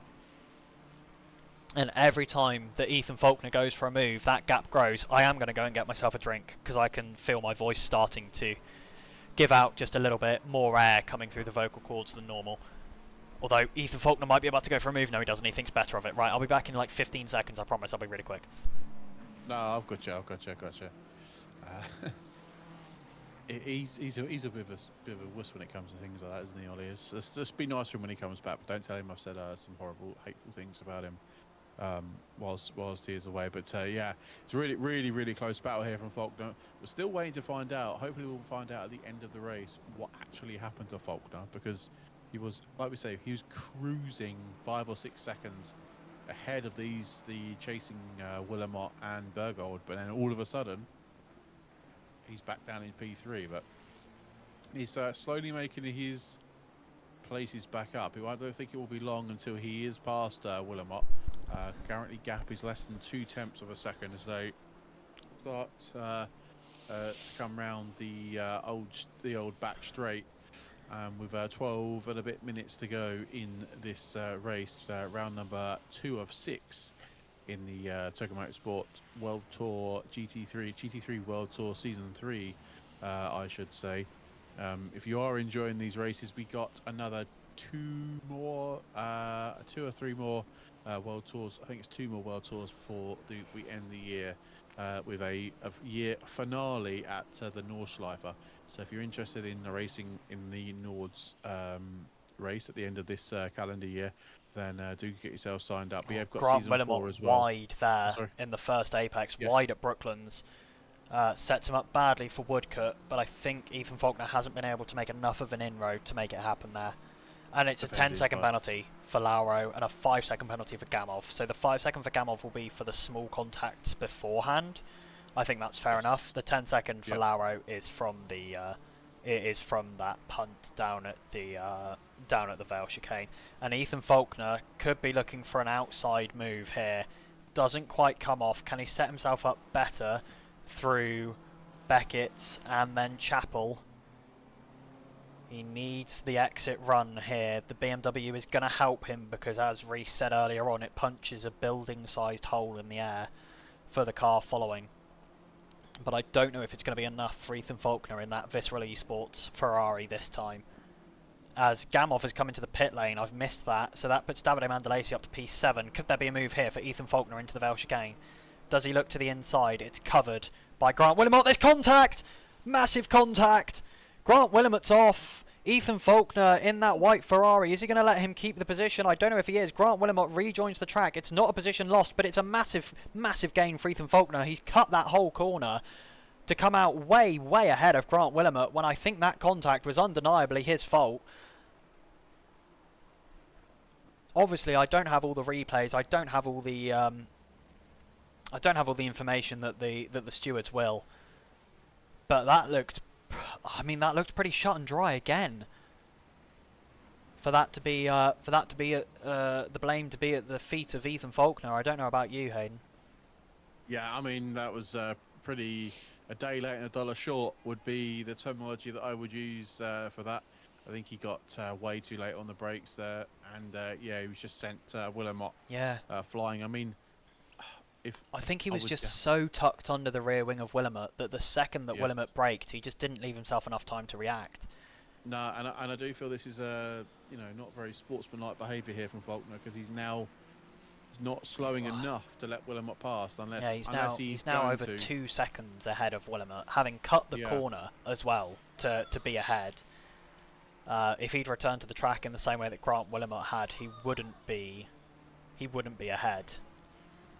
Yeah, and I think also that might be have a knock-on effect to the potential penalty that he might receive. I think if the stewards, if he let Willamette back past straight away, I think the stewards might be a little bit less, strict on the potential penalty. But the fact that hasn't yielded, and is now 2.3, 2.4 seconds ahead, it's going to be really hard for the stewards not to, be a touch more stricter. Potential penalties coming up for Faulkner. It's a tough one. It's a tough one because I mean it's difficult. He was properly tucked up behind the back of that BMW's rear wing, but you know, for the level of drivers that we have in this race this evening, you would expect them to be a little bit more. And I think we've lost another one from this race. Indeed, we have Evgeny Gamov having left the race server. Oh dear. And is now complaining in the chat. In Discord. Yeah. Yeah, we can deal with that.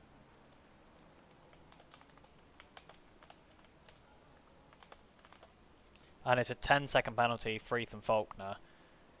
I'd say that's relatively light there for Ethan Faulkner. I would say personally. Obviously, the stewards have a better grasp of the situation, but just from what I've seen.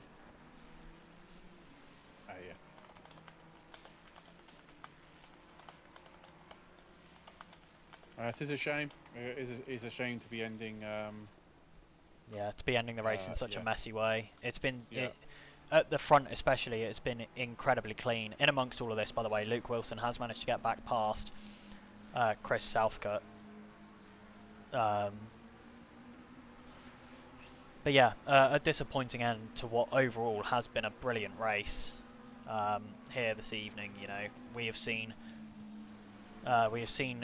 great racing up and down the grid, clean racing up and down the grid, and unfortunately, it has been it's been a little bit spoiled at this tail end of the race. A few silly incidents that really didn't need to happen. No, true. That is true. Ali, I need to go and grab myself a quick drink and a slight comfort break, so give me a few seconds. Yeah, don't you worry, mate. Yeah, you go and have a business meeting, it's all good.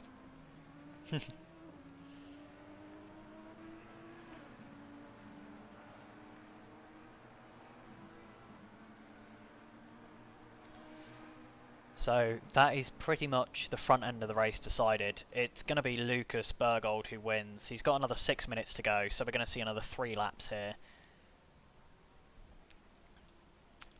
Possibly 4 laps. I don't know how long he's got. We might see another 4 laps here. I might be another 3. My maths, I'm not going to lie, I'm rather tired. I've been busy in various meetings so far all day. For this project that we are cooking over here at TOGA at the moment. And across the line, 1:59.2. It's still quick laps from Lucas Bergold.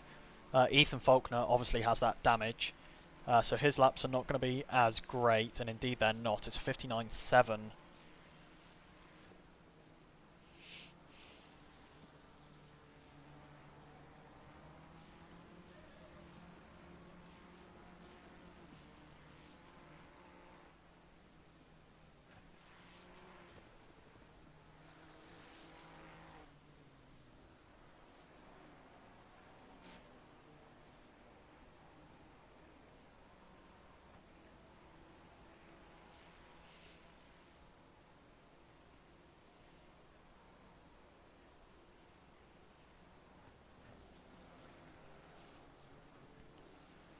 Yeah, lap time's just not as quick for either of these two drivers right now. Grant Willimer at 59.6. He's going to have some relatively severe rear end damage to the probably to the diffuser on that car, which will not be helping him.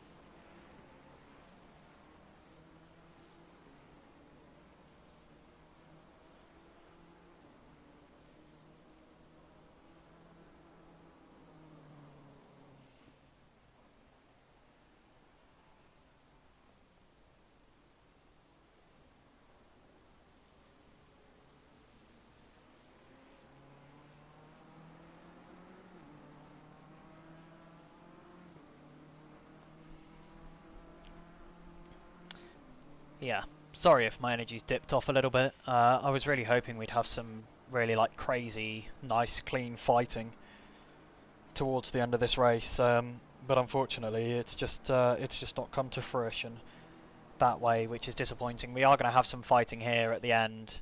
Elias Fernando chasing down Davide Mandalesi for P7.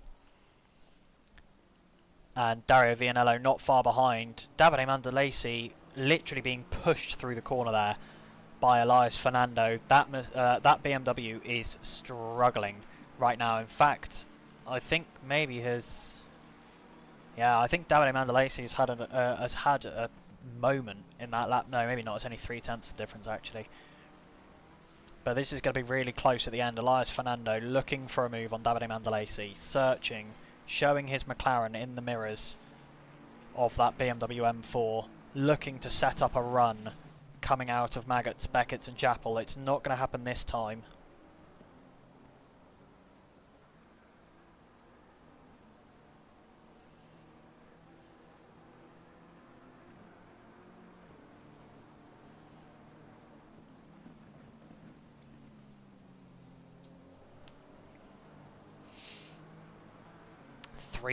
Six tenths covering these three drivers right now. With a minute and 52 left to go, we are going to get one more lap after this. Yellow flags. Where are those yellow flags? What are they for? Who are they for? They've cleared already. So whoever it was has got back on track pretty quickly. And Elias Fernando, 2 tenths now the gap to that BMW in front. He is searching every which way to try and get through. Leader is now on the final lap of the race, so that means that these guys have one more lap to go. Oh, Elias Fernando given a little bit of a push through the corner there by Dario Vianello. And then Elias getting a little bit wobbly on the exit of the corner there, just a little bit slidey. Unideal.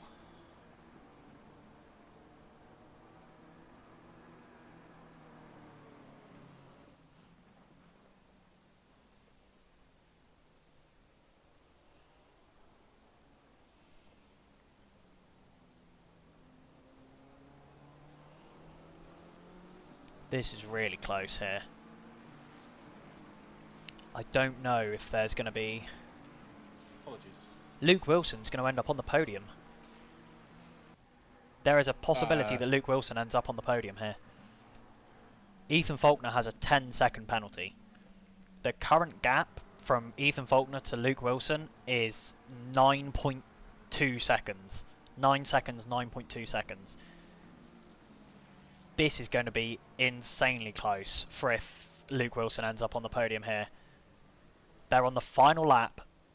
Ethan Faulkner needs to gain a second on Luke Wilson, but Luke Wilson has been the faster driver since Ethan Faulkner picked up that front end damage in the contact with Grant Willamette. This could be really close. It's going to be down to tenths whether Ethan Faulkner stays on the podium here or if he loses out. That is someone going slowly. Was it Joe Smith? Was he just letting lap traffic by? Yes, that's fine then. Yeah, it's a Porsche. But this is going to be, I mean, close here. Lucas Bergold rounds the final corner, comes out of Woodcote, blasts it down the National Straight. He takes the win here in the LJ Esports Ferrari. A brilliant race from him tonight. Ethan Faulkner comes out of Woodcote. He floors the power as well. All he can do now is hope and pray that Luke Wilson makes a mistake. It's P2 on the road. It's not going to be P2 in the standings. Grant Willamette crosses the line. He goes to P2 because of that 10-second penalty for Ethan Faulkner, which will be applied after the race. And Luke Wilson finishes close enough behind to take that final position on the podium. Ethan Faulkner falls off the podium. He might even be P4. I don't know if Chris Southcott was close enough at the end. I don't know. It's going to have been really close here. Andrea Lauro crosses the line for P6, I believe that is in the end. With Davide Mandalesi is going to be coming home P7. Ethan Faulkner already back to the garage and has left the session. It's P7 for Davide Mandalesi. It's going to be P8 for Elias Fernando and P9 for Dario Vianello. These guys fighting really, really close at the end. Just 6 tenths covering those three cars at one point. Rounding out the top 10 is going to be Fabio Gallamini. In P11 it's going to be Jordan McGonigal. Then P12 is going to be Giuseppe Squatto in the SQ8 team Ferrari. I know these numbers that I'm saying don't match up with the numbers on the screen, but that's because people have already left. ACC Race Control does not take notice of that. So I'm reading out their actual finishing positions. P13 is going to be Mattia Calandini. P14, I think, in the end. Yeah, brilliant drive from Mattia Calandini in that VM Tech. Yeah, boxed really early and had a long stop as well, 41-second stop. Barry Hagen is going to be the last driver on the lead lap, I believe, to finish here as he comes around the final corner in P14. Great effort from Barry. Then P15 was Dan Nielsen. I don't know, I'm getting lost now. Then people behind that finished in an order. I don't know what order. It all goes weird once people start finishing the race because for some reason Race Control, ACC Race Control and QNOS are incapable of just keeping the order as it is. Although we might be able to go through it here actually, I hadn't thought about that. Let's see if I can. If I move up to one of the guys at the top. Yeah, here we go. Here's the final finishing order. Where did I get to before I started going wrong? It must have been Barry Hagen in P14 when I started going wrong. So then it's Lucas James in P15, Finlay O'Reilly in P16, Dan Nilsson in P17, Raffaele Tattari in P18, Quan de Plassis in P19 in the end, Brandon Fuller P20, Tadema in P21, Daniele Gambarelli comes out in P22, George Stevens in P23, and Joe Smith finishes last on track in P24. After that is all people who did not make the end of the race. So Luke Wilson did get third, with Chris Southcott taking fourth. Yeah. Yeah, so Ethan Faulkner falls all the way back down to fifth. Yeah. By 0.2 of a second, Chris Southcott took that... by 0.2 of a second, Chris Southcott took that P4 spot. So yeah, really close in the end. Really, really close. I mean, literally, one corner, having one good corner or one bad corner, could have kept that P4 for Ethan Faulkner. Anyway, we are now going to move over. I'm going to exit my game here after I've saved the replay. That's a really short replay. I need to reconfigure my replay settings. That's fine. I'll just use the actual one from the stewards. So I will close down my ACC so that you don't have to hear the annoying music in the background whilst I'm doing the interviews. I've turned off the annoying noise in the background. That's brilliant.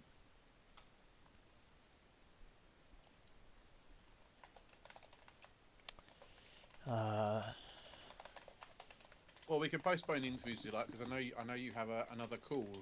Not until 10 o'clock. I've got time. Okay. So we are going to be able to get some post-race interviews in. In fact, I think let's have a look. No one waiting just yet.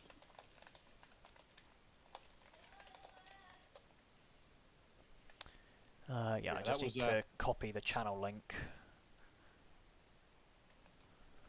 There we go. There we go. We've got one. One of our own as well. It is Barry Hagen, who we're going to welcome into the commentator's box. He could have just joined on his own because he's a commentator. But no, he's being polite. A rarity for the Irish. I'm joking. Please don't pipe bomb me. Please. I'm joking. I'm joking. But yeah, welcome in, Barry. A tough race for you. I don't imagine that the Porsche was your best of friends in that race. Actually, the Porsche was actually not too bad. My problem was a skill issue on lap 1. So I gained like 7 positions off the chaos of Maggots and Beckett's. And then I was following through club. I was so close behind like 2 Ferraris and a BM. I didn't see how close I was to the sausage curb before I hit it. And I went spinning. Didn't hit anyone or anything, just I spun myself. And I just had to re-go from there. My rear left tyre was at 100 degrees the entire time. Oof. In both stints. But I was actually able to manage the rest of the tyres, so the pace was consistent. You've done a good job, man. You've done a really good job.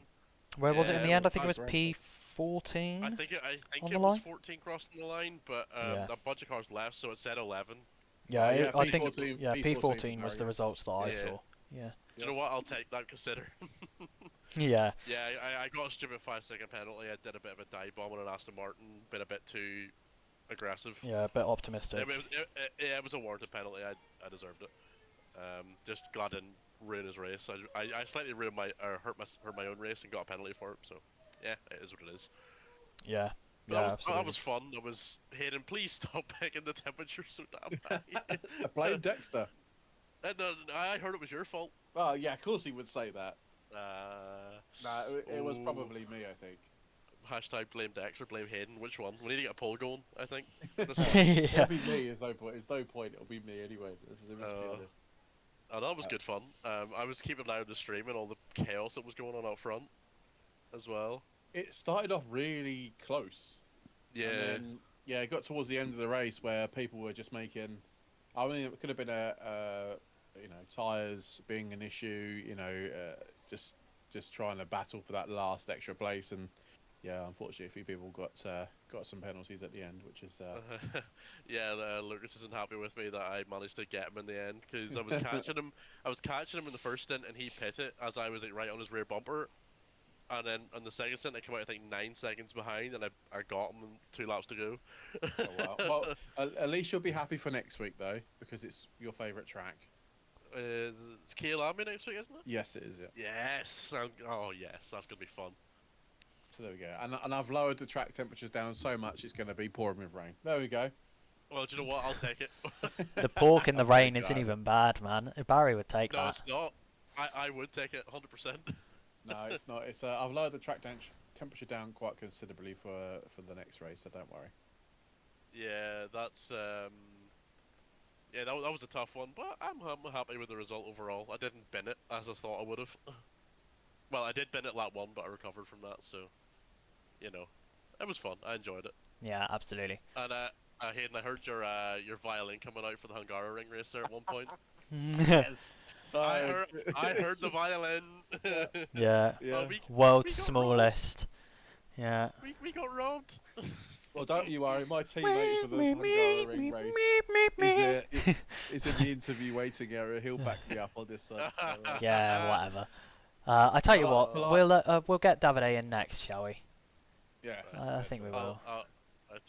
Good evening, fellas. Hayden, Yeah. I'll see you tomorrow for Yeah, the thanks, Barry. Rebel Ring. Yes. Alright, catch us later. In a bit. Yeah, have a good Bye. one, mate. In a bit. Yeah, so next into the comms box is going to be again one of our own, Davide Mandalesi. Not racing in the TOGA Esports colours tonight, racing in the VM Tech blue and black. Overall, Davide, not a bad race from you. Came home in, I believe it was P7 in the end. I mean, that must have been a nail-biting last couple of laps with Elias Fernando at some points quite literally pushing you through the corners. That's how close he was. Yeah, it was. It was a very difficult race, as we said, and I'm honestly happy with the result, especially because, as you said, Fernando and the other guy, And the Vianello, Ferrari, I can't remember. yeah. Yes, they were fighting all the way the second stint, and I was behind them in the first one.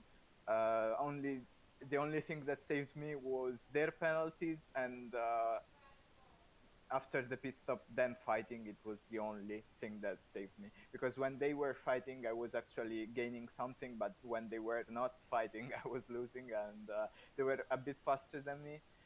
But yeah, towards the end, my tires were very, very badly, in a very, very bad shape, and I tried to... I had some oversteer in the exit of Beckett's.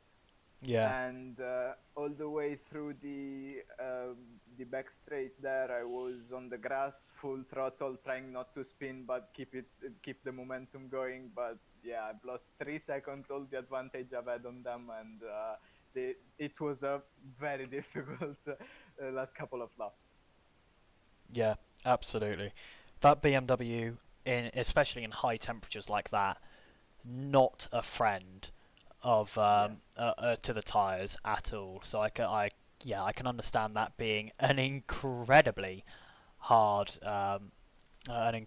final stint. Do you think there was some other drivers who pulled off a successful undercut? I'm assuming that would have been out of the possibility for you this evening with how those BMW eats the tyres. Honestly, I think I usually split the race in 2 half even Yeah. in time. 40-minute stints. This time I tried to make the first one a little shorter, and it worked out fine for me, but I couldn't do a very good undercut because, as you said, that's terrible conditions for the BMW, especially in this track. I'm not sure about other people because I was very focused on the gaps between me and Fernando and the guy in the Ferrari. Yeah. So I couldn't really see what was happening around me other than that. So Yeah, for I'm sure, not for sure. sure. And one final question from me, David, if you don't mind. Do you think we were robbed out of the 6 hours of Hungaroring? Oh, Jesus Christ. Sorry, I didn't understand that. Do you think we deserved the victory on Hungaroring last weekend? Yes, absolutely. There you Oh, go. for God's sake. Oh, look at these two. I might have to give you some suspended some suspensions from Toga Racing. This is outrageous. Hey, Aiden came into the car without any practice and he was right on pace. No, in all fairness, it was that's really just impressive. That's just enough to say we deserve the win. Yeah. What temps, David? If we had been told The actual we were final not told. question. The actual final question, Davide, is the next track is Kyalami. Is that a track that you're confident with? A track that you think you're going to have some good pace at? Generally, I do, but I know that sometimes I get it very wrong at some point. So I'm gonna need to be careful. Yeah. But yeah, that's one track that I'm looking forward, definitely. Nice.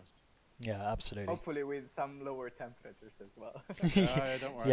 Yeah. I think Hayden has already heard enough feedback about the temperatures. Yeah. Yeah, but it's fun to have some high temperatures races. Some of the appointments. It's been Yes. like that in very different championships, and sometimes it mixes things up. So Yeah, it's absolutely. been good fun anyway. Well, I wish you the best of luck next weekend. Congratulations on your finish today as Thank well. I'm sure we'll be speaking to you again at the end of next week's race at Kyalami. We will. Thank you, Yeah. guys. Thanks, mate. Have a good one. Have a good Yeah, rest of your mate. evening. You too. Bye bye. Bye. Bye. Yeah, I told you. We got And now we're going to talk to Juan de Plessis, the man in the Audi, the only Audi on the grid this evening. And I mean, that race really came undone for you very quickly on lap 2. I mean, I don't think there's much more to say to it than that. An incident involving a McLaren behind you coming into Stowe, and from there it just unravelled. Lost a bundle of positions, and then it was a comeback drive back to P19 overall. But yeah, how was that from your side?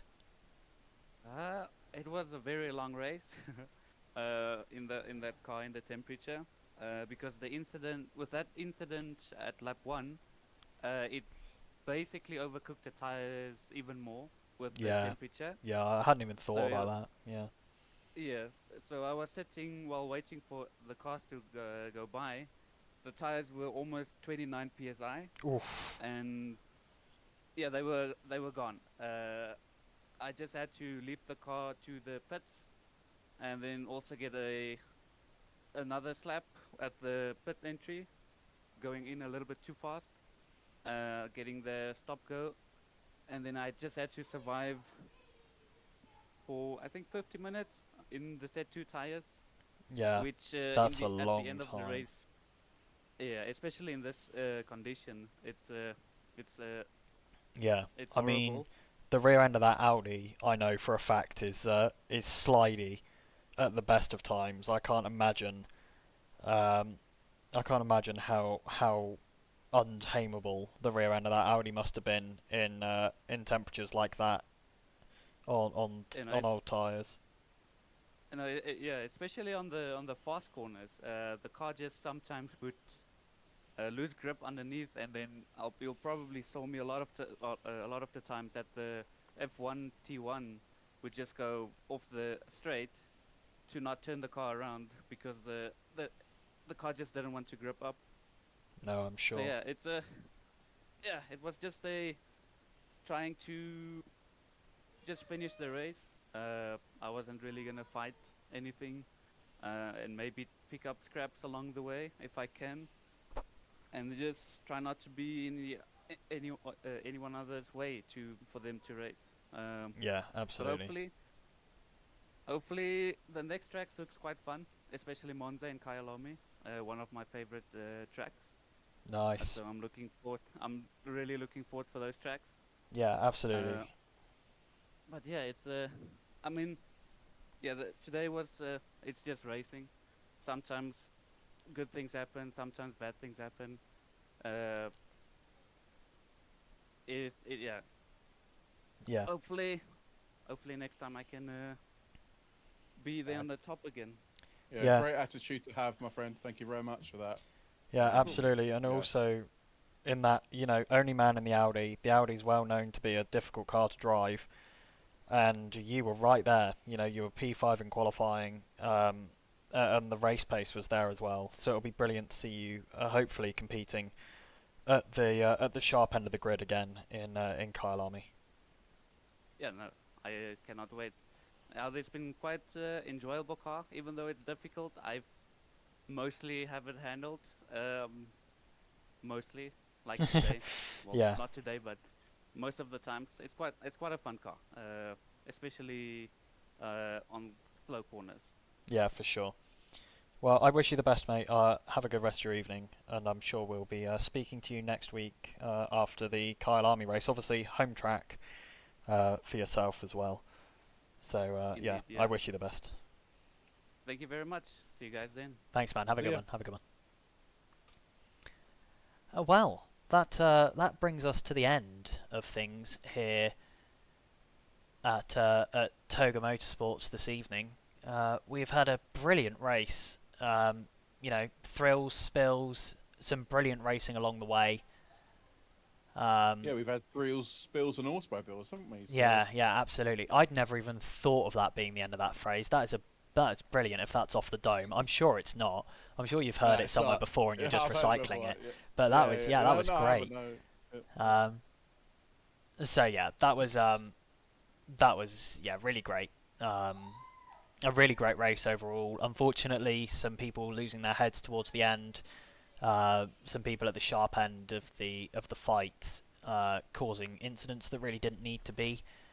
But sometimes that's how racing is. In the end, everyone got penalised, and justice was dealt.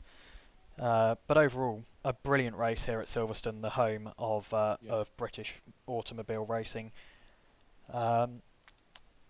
And we will see you next time out. I expect it will probably be me again next Friday. Fridays are a good day for me, so I expect I'll be back on commentary duties again for next week's round at Kyalami in South Africa. Personally, a track that I really love, really get along with Kyalami. A brilliant track to race at. Undulation, a variety of corners, really technical, and curbs that are ready to launch, if not roll, your car if you're not too careful. So I'm sure we're going to see plenty of drama next week as well. Thank you for joining me tonight, Hayden, whilst you've been busy in the background, but also trying to keep up with the racing as well. I know it's not been easy. No, it's been fun. No, thanks so much, mate. Yeah, most probably be me again next week as well. I think for next week I can put myself down for Friday. So hopefully I won't be too ingrained in other bits. But yeah, no, I've really enjoyed tonight. So thank you, mate. Appreciate it. Yeah, thanks a lot. And thank you to everyone who's come along tonight. I hope you guys have all enjoyed the racing. If you have for the final time, please leave a thumbs up under the live stream. If you're not following us already, please make sure to hit that big red subscribe button. Means that you will not miss any of the brilliant TOGA racing content that we put out week after week. If you're on Twitch, make sure to hit that heart button just underneath the stream. Lets us know that you guys are enjoying the content that we're putting out. And also make sure to hit follow if you are not already. If you're interested in joining TOGA for racing, please head over to our SimGrid page at www.thesimgrid. You will find us in the hosts section as the #2 community overall on SimGrid. You can also join our Discord through that SimGrid page or head to our website www.togamotorsport.co.uk. I've been Ollie, he's been Hayden, and we will see you next week. Thank you very much, everyone. Have a good rest of your night.